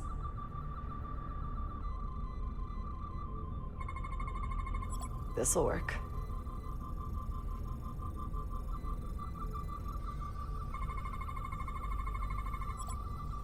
Howdy fingerprint resident oil deposits reveal a distinct pattern of ridges, valleys, consistent with the fingerprint belonging to Howdy male, approximately 36 age.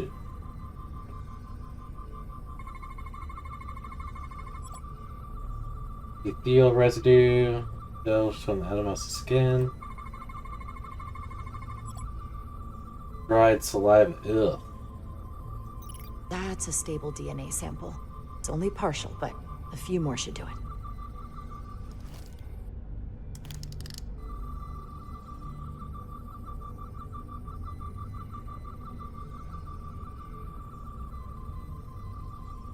I don't like that you hold it so close. Like you're holding a tricorder like this.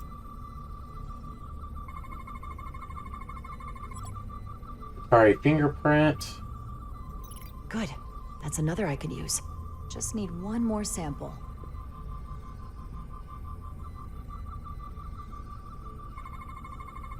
There's gotta be stable DNA here. Cup, saliva residue. Sorry, food.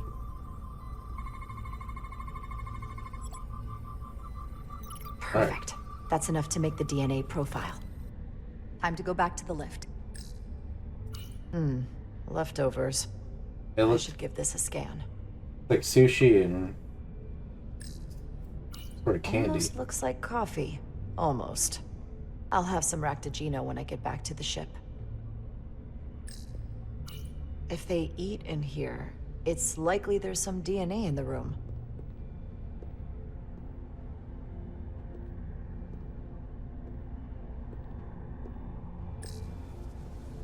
They can talk to you. You're not coming inside? There are some things I'd rather not smell. Ah.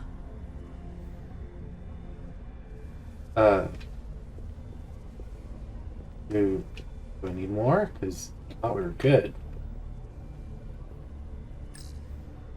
What's in all these containers?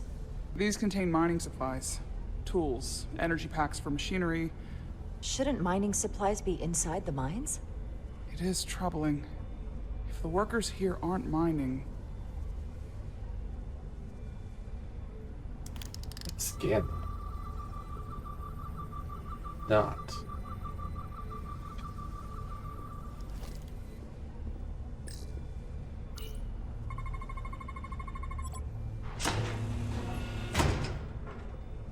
It worked. Theory proven. I'll get it started.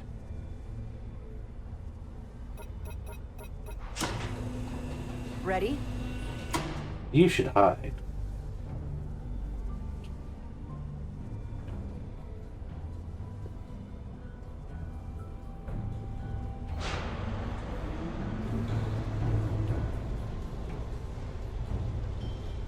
I'm a little afraid of what we might find down there. We'll be okay. I've survived worse than this. Well, I haven't. But I'll put my faith in you. For now. You should let me hide in that thing.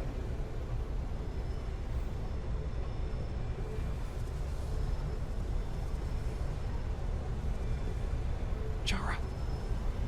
No, stay back. There's a guard at the station. You'll have to hide.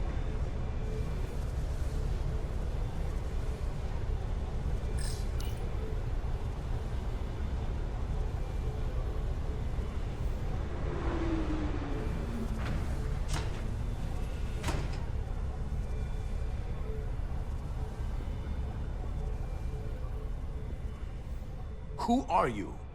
What are you doing here? You watch your tone with me. I'm Tylus Altaris, Minister of Diplomatic Affairs. I speak for the Queen herself. This is a restricted area. No one gains access without the approval of Galvin or Sidron. Wait. Jues Gawad Abawincha.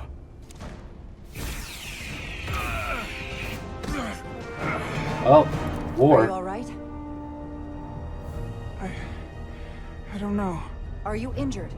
No, I thought if I could talk my way through like always, I'd be fine, but... I'm a diplomat. This isn't what I do. I've never even fired a weapon. Get yourself together. I'll protect you. This is just... It's real now. I wasn't ready for this. Tylus, you can do this. I don't see what you're basing that on. All you've shown me so far is an iron-willed determination to save your people.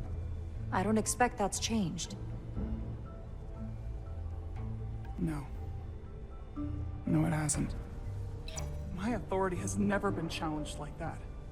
It meant nothing to him. So we should assume any Hatari we encounter from here on can't be reasoned with. Agreed. The only loyalty they have down here is to Galvin and Sidron. Can you switch over the lift? The guard should have a scan card that will allow us to operate the switch. That's some serious armor. Conditions in the mines are harsh, even for Hotari. Got it.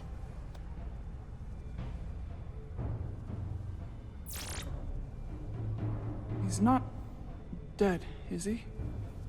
He's still one of my people, and I didn't come here to take Hotari lives. My phaser's set to stun. He'll be perfectly fine, just unconscious for a while. I see. We don't have that sort of technology on our weapons. Good to know.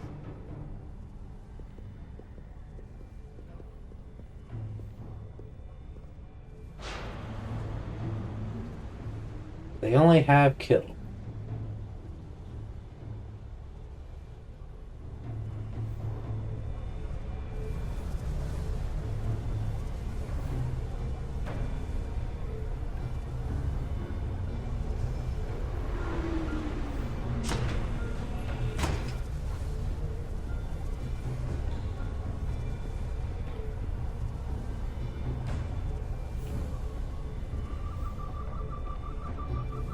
The energy readings are emanating from this tunnel. It's sure to be guarded in there. Stay low and follow my lead.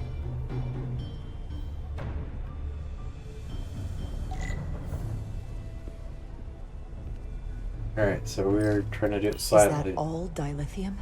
Not all of it. We excavate large chunks of rock that contain varying amounts of dilithium ore. It's sorted and processed at the collector ship above.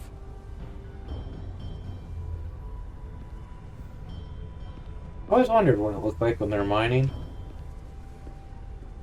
Anything else before we go this way? Does not look like it. We're going to go ahead and call it an episode there. Thank you guys for tuning in. Please like, comment, subscribe, share the video. Tell me what you think in the comment section down below. Have a wonderful day. Peace and God bless.